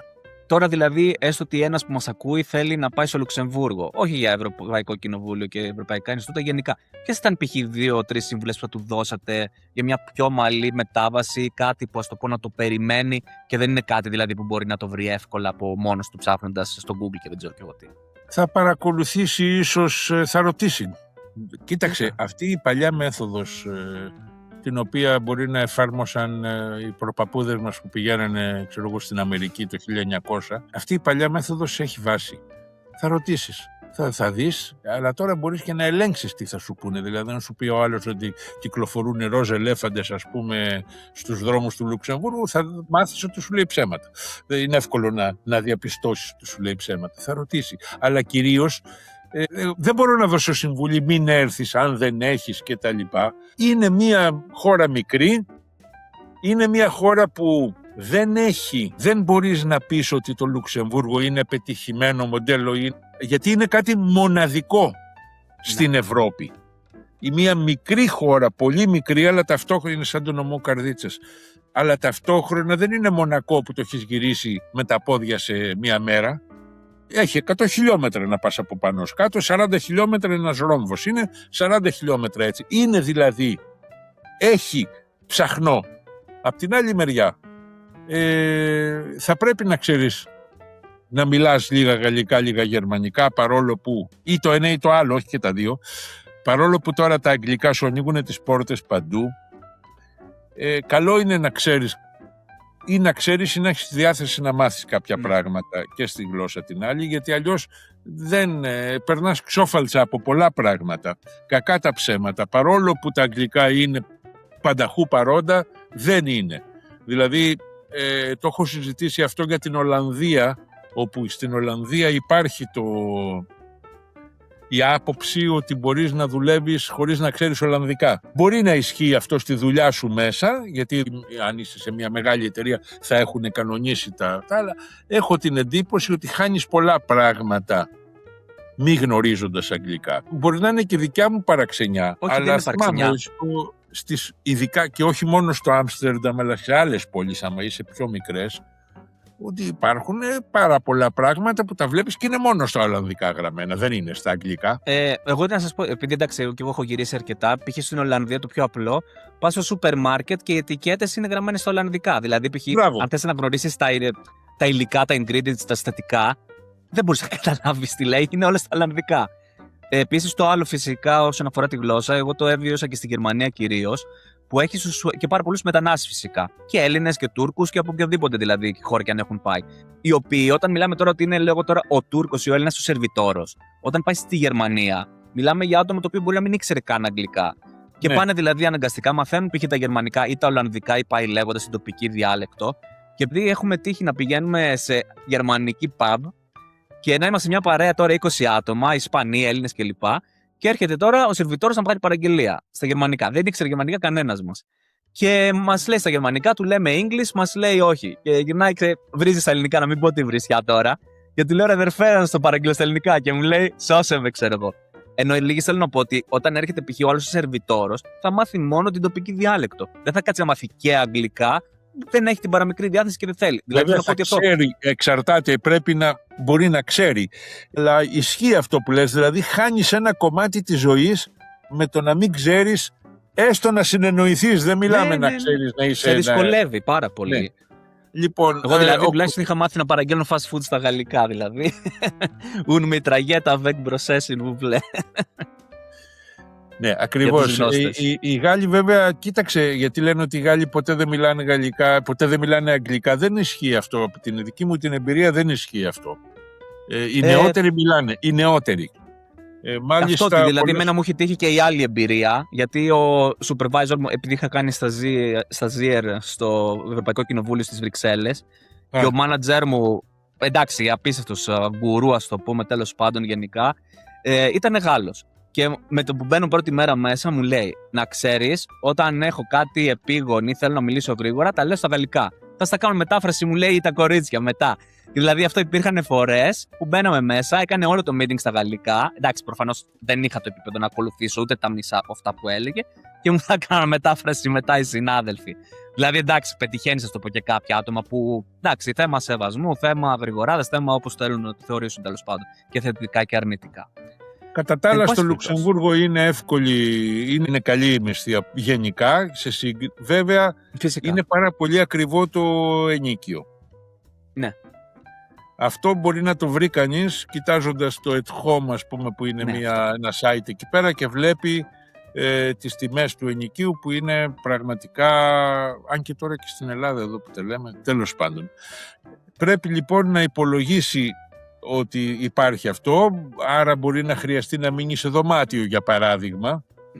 Και αυτό έχει αλλάξει, ξέρεις. Εγώ σου είπα πριν ότι έπιασα συγκάτοικο. Είχα ένα συγκάτοικο όταν ήρθα το 88, αλλά είχαμε ένα σπίτι 5 δωμάτια. Είχαμε βρει ένα διαμέρισμα 5 δωμάτια, ένα τεράστιο οροφοδιαμέρισμα. Ήταν αδιανόητο να πιάσεις δωμάτιο, τουλάχιστον από τη γενιά μου κτλ. Ενώ τώρα πιάνουν δωμάτιο. Πάρα πολύ. Ναι. Υπάρχει και η υποδομή, γιατί η ανάγκη φέρνει και την ικανοποίησή της. Δηλαδή βλέπεις ολόκληρα πολυκατοικίες που είναι τέτοιες έτσι ρυθμισμένες, διαμορφωμένες έτσι ώστε να είναι σπίτια για νεαρούς εργαζόμενους που έχει ο καθένας το δωμάτιό του και έχουν μια κουζίνα κοινό. Στην Αγγλία αυτό είναι καθεστώς εδώ και πολλά χρόνια, από ό,τι ξέρω. Ναι, αλίμονο. Και εγώ κυρίως αυτό το ζήσα και στη Φραγκφούρτη όταν ήμουν στην Ευρωπαϊκή Κεντρική Τράπεζα, που είχαμε accommodations που ήταν μόνο για αυτούς που κάνουν πρακτική στην Ευρωπαϊκή Κεντρική Τράπεζα. Και ήμασταν δηλαδή ένα κτίριο, 3-4 διαμερίσματα ο κάθε όροφος, και ήμασταν δηλαδή, εγώ ήμουν στον 7ο όροφο και όλος, δηλαδή 28 διαμερίσματα στούντιο, που ήμασταν όλοι στην Ευρωπαϊκή Κεντρική Τράπεζα. Αυτό είναι καλό. Εμείς δεν το είχαμε. Το είχαμε σκεφτεί να το κάνουν. Το ξέρω γιατί το έχω μεταφράσει. Θέλω να πω. Αυτά τα μεταφράζουμε και τα μαθαίνουμε και το. Ναι, δεν το κάνανε τελικά. Γιατί ο σταζιέρ δεν παίρνει πολλά λεφτά, όπως ξέρεις. Ναι. Πρέπει να τσοντάρουν οι γονείς, να τσοντάρει ο ίδιος και τα λοιπά. Πηγαίνει για να αποκτήσει πείρα, και πολλοί βρίσκουν δουλειά μετά, αλλά δεν κερδίζεις, δεν βγάζεις λεφτά το εξάμηνο που είσαι στο στάζ. Καλά, ναι, εντάξει, δεν είναι για να βγάλεις λεφτά. Και εντάξει, το καλό με την Φραγκφούρτη, συγκεκριμένα με την Ευρωπαϊκή Κεντρική Τράπεζα, είναι ότι σου πλήρωναν την κατοικία και μετά ό,τι έπαιρνες ήταν καθαρά τσέπη σου. Δηλαδή αυτό δεν πληρώναμε τίποτα. Ούτε λογαριασμούς είχαμε μέχρι και cleaner. Έμπαιναν και μας τα καθάριζαν κιόλας μια φορά την εβδομάδα. Αυτό είναι εξαιρετικό. Και η Γερμανία, εδώ που τα λέμε, είναι και φτηνή χώρα. Έτσι, αυτή εντάξει, σε κάποια πράγματα. Το σούπερ μάρκετ, ναι. Πήγε να πας να φας έξω. Είναι πολύ φτηνότερη από το Λουξεμβούργο. Το να πας έξω στο Λουξεμβούργο είναι ακριβό επίσης το να φας έξω. Δηλαδή, ακόμα και οι ευρωυπάλληλοι που βγάζουν λεφτά, θυμάμαι ότι δεν βγαίνανε οικογενειακά πολύ συχνά έξω όσοι, ας πούμε, είχαν παιδιά, ξέρω εγώ, 10 χρονών, ας πούμε, και τα λοιπά, να βγουν, γιατί ακόμα και η πιτσαρία ερχόταν ακριβά. Είναι ας δηλαδή. Πούμε ένα 200 πιτσαρία, λέγω τώρα 2 πίτσες, κάτι τέτοιο. Όχι. Λες πολλά.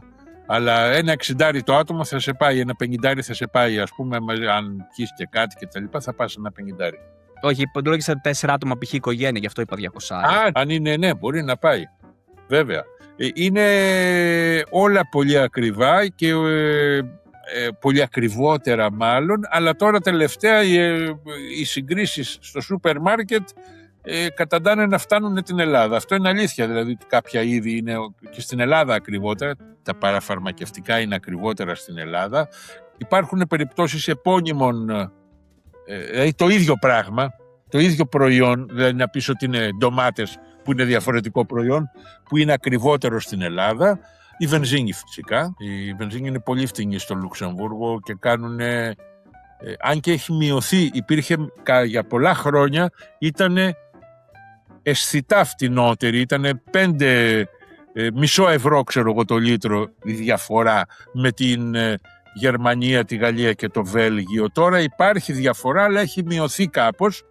Παρ' όλα αυτά, επειδή το Λουξεμβούργο έχει και κάποιο αφορολόγητο στα τσιγάρα και τα ποτά και είναι μικρό, οι γειτονικές περιοχές έρχονται για να ψωνίσουν ποτά και τσιγάρα στο Λουξεμβούργο. Θυμάμαι δηλαδή που μου έλεγε μια κυρία που μένει στο Λονγκουί, που είναι ας πούμε στα σύνορα με το Λουξεμβούργο στη Γαλλία, που μου λέει ότι ντρέπομαι που δεν ψωνίζω τσιγάρα από τον περιπτερά μου, το αντίστοιχο του περιπτερά, αλλά τι να κάνω που είναι τόσο μεγάλη η διαφορά, που έτσι κι αλλιώς πάω στο Λουξεμβούργο να γεμίσω ένα φουλάρο και παίρνω και τσιγάρα. Άλλωστε τα βενζινάδικα όλα στο Λουξεμβούργο έχουν τσιγάρα και ποτά. Δηλαδή το μοντέλο αυτό που έχει έρθει και στην Ελλάδα πολλά χρόνια τώρα, εκεί υπήρχε πάντοτε. Είναι και δουλεύει και τη νύχτα μπορείς να ψωνίσεις και τα λοιπά. Επίσης στο Λουξεμβούργο βάζουμε βενζίνη μόνοι μας. Δεν έχει... Γενικά στο εξωτερικό και Αγγλία και λοιπά είναι σχετικά αυτοματοποιημένα όλα. Μόνο στα Βαλκάνια νομίζω είναι. Μάλιστα. Ναι. Να σας πάω τώρα προς το κλείσιμο.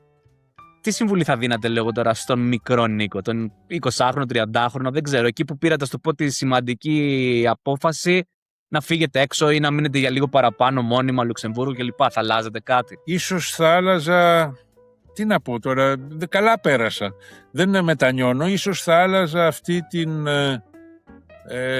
αίσθηση της προσωρινότητας που είχα, που βέβαια μου έδωσε και μερικά καλά πράγματα. Για παράδειγμα, άργησα να αγοράσω σπίτι. Παράδειγμα.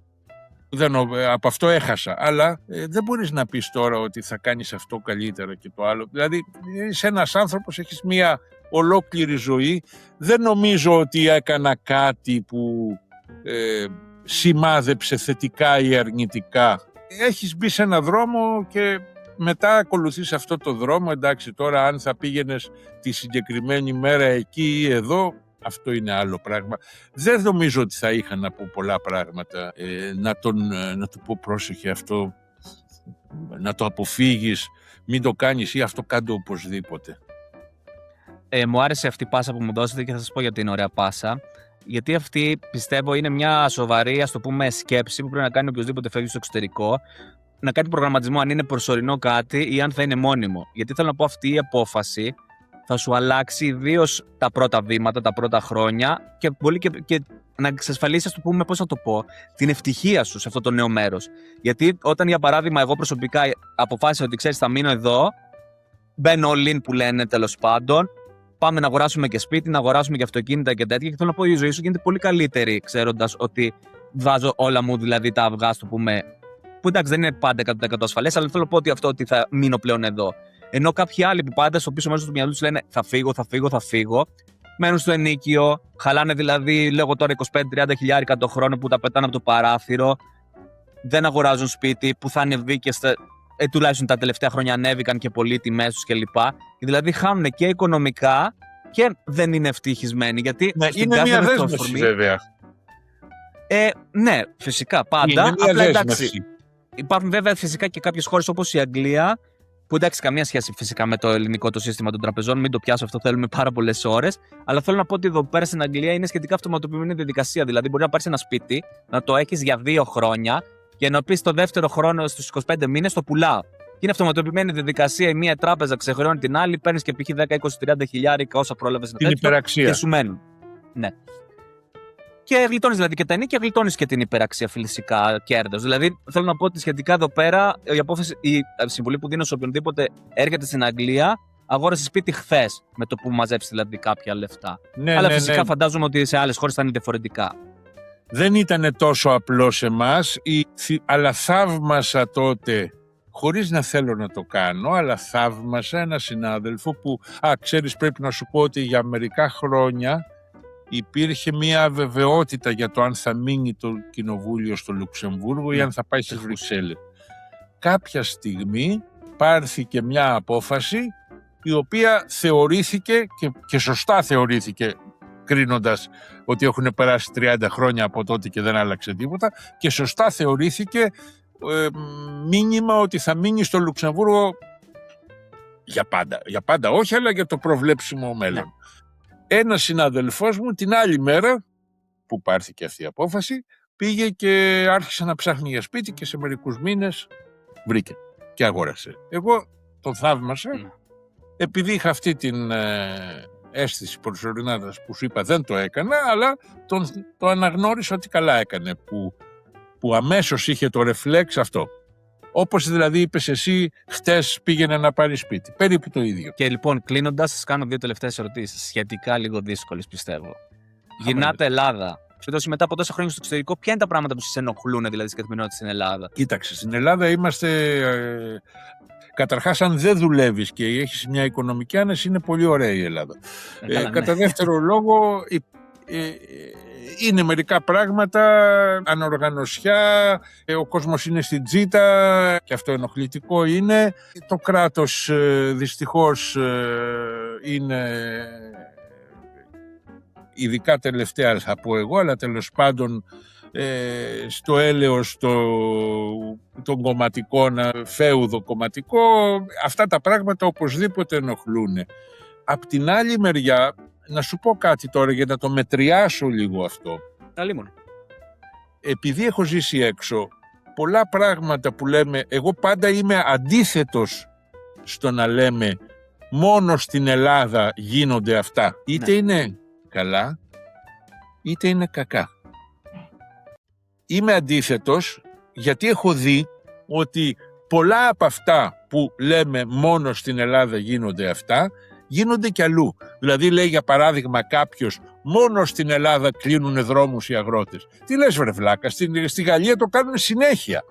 Δηλαδή κυριολεκτικά συνέχεια και μάλιστα κάνουν και πιο προχωρημένα εντός εισαγωγικών πράγματα. Κλείνουν διηλιστήρια και δεν μπορεί ας πούμε να εφοδιαστεί η περιοχή με πετρέλαιο. Κάνουν τέτοια πράγματα. Μη μου λες λοιπόν ότι μόνο στην Ελλάδα. Δηλαδή συνήθως όποιος λέει μόνο στην Ελλάδα σημαίνει ότι δεν ξέρει τίποτα από τις άλλες χώρες. Όπως επίσης, για να κάνω και μια παρένθεση παρόλο που έχουμε πάρει 2 ώρες, όποιος πει ότι μόνο στα ελληνικά υπάρχει αυτό το φαινόμενο, το οποιοδήποτε, τι λέει? Λέει ότι από όλες τις γλώσσες του κόσμου μόνο στα ελληνικά γίνεται αυτό. Στην πραγματικότητα λέει δεν γίνεται στα αγγλικά, στα γαλλικά και στα γερμανικά που ξέρω, γιατί προφανώς δεν ξέρει, ξέρω εγώ, σουαχίλι. Ούτε καν, δεν ξέρει ούτε καν σουηδικά, ας πούμε, ούτε καν ρώσικα. Επομένως δεν μπορεί να πει ότι μόνο στα ελληνικά γίνεται. Εγώ είμαι πολύ δύσπιστος στο μόνο στην Ελλάδα γίνεται αυτό. Απ' την άλλη μεριά η αλήθεια είναι ότι γυρίζοντας, αλλά και πάλι και από πριν, απλώς τώρα σε ενοχλεί περισσότερο και η γραφειοκρατία και η ασυνέπεια και πολλά άλλα πράγματα σε ενοχλούν περισσότερο. Απ' την άλλη μεριά, ίσως είναι και η ηλικία, γιατί ξέρεις όταν μεγαλώνεις, σε ενοχλούν περισσότερα πράγματα. Είναι και αυτό. Δεν θέλω δηλαδή να γκρινιάζω πολύ, γιατί θα με πούνε γκρινιάρι. Καλά, εδώ γκρινιάζουμε εμείς που είμαστε πολύ νεαρότεροι. Αλλά ναι, αυτό θέλω να πω, ότι είναι το σοκ δηλαδή, όταν γυρνάς πίσω και ξαναγυρνάς σε κάποιες καταστάσεις που νόμιζες ότι δεν υπήρχαν μετά από 30-40 χρόνια. Για ειδικούς λόγους είχα μια ομαλή προσγείωση. Έτσι και ωραία. Ναι. Και ωραία, κλείνοντας, αν γινόσασταν να λέω εγώ τώρα ούτε καν υπουργός, πρωθυπουργός αύριο, ποιο ένα πράγμα θα αλλάζετε στην Ελλάδα? Ποιο θεωρείτε ότι θα ήταν το πρώτο πράγμα που θα έπρεπε να αλλάξει? Δεν μπορώ να σου πω, θα έπρεπε να κάτσω να το σκεφτώ, δηλαδή επειδή ακριβώς δεν έχω τη φιλοδοξία να γίνω αύριο πρωθυπουργός, πρέπει να δούμε και γιατί τα πράγματα, ξέρεις, βρίσκονται σε μια αλληλεπίδραση. Όπως όταν κάποιος είναι άρρωστος και είναι μάλιστα σε μεγάλη ηλικία που λες ότι του κάναμε αυτό για να τον σώσουμε από την αυτή, αλλά αυτό του αύξησε το ζάχαρο πάρα πολύ και μετά του δώσαμε αυτό το πράγμα, αλλά αυτό του έφερε. Αυτό το πράγμα πρέπει να δεις στην Ελληνική. Δεν θέλω να. Δηλαδή, ποτέ δεν έχω πει κάναμε με ένα πρωθυπουργό ή το έχω πει για πολύ αστεία πράγματα. Δηλαδή, ας πούμε, κάνε με ένα σουλτάνο, ας πούμε, και θα απαγορέψω να αφήνουν οι μεταφορικές εταιρείες το χαρτάκι έφτασα και δεν σας βρήκα, ήρθα και δεν σας βρήκα, πέρασα και δεν σας βρήκα. Αλλά αυτά τα λέμε στην πλάκα και στο καφενείο, ας πούμε, σε συζήτηση. Καφενείο δεν πηγαίνω. Και σε συζήτηση τύπου καφενείου, δηλαδή, θέλω να πω. Δεν νομίζω ότι μπορώ να σου πω ένα πράγμα, γιατί δεν έχω και φιλοδοξία να γίνω πρωθυπουργός. Δεν πειράζει. Όπως και να έχει, πάντως να κλείσουμε αυτό το αστείο που κάνατε, ας το πω, ότι όντως και αυτή μια μάστιγα με τους μεταφορείς, ιδίως στην Ελλάδα. Δηλαδή και εγώ το ζήσα τελευταία που έρχονται, αφήνουν το χαρτάκι. Δεν σας βρήκα. Μα ρε φίλε, μέσα ήμουν όλη μέρα. Δεν γίνεται να μου λες ότι δεν με βρήκες. Τι είπα το κουδούνι. Έχω παραγγείλει κάτι το οποίο ήταν να έρθει όταν το αγόρασα, έλεγε ότι θα έρθει την Πέμπτη. Που μας πέρασε, μετά έγινε Παρασκευή, έγινε Δευτέρα, τώρα βέβαια μιλάμε τόση ώρα και δεν ξέρω αν θα έχει παραδοθεί εκεί που είναι, αλλά φοβάμαι ότι δεν θα έχει παραδοθεί. Τι να γίνει, εντάξει. Εκεί είναι λίγο πιο συνεπής, αλλά και πάλι μην πάρουμε το Λουξεμβούργο σαν παράδειγμα, γιατί το Λουξεμβούργο είναι μια σταλιά τόπος, είναι πολύ πιο εύκολα τα πράγματα. Εντάξει. Λοιπόν, ξεφύγαμε λίγο σε ώρα, αλλά πραγματικά ήταν πολύ ενδιαφέρον η συζήτηση. Δηλαδή, πραγματικά θα μπορούσα να εμβαθύνω σε πάρα πολλές παραμέτρους, αλλά ήθελα να σας αφήσω να το αφήσουμε σε αυτό το επίπεδο.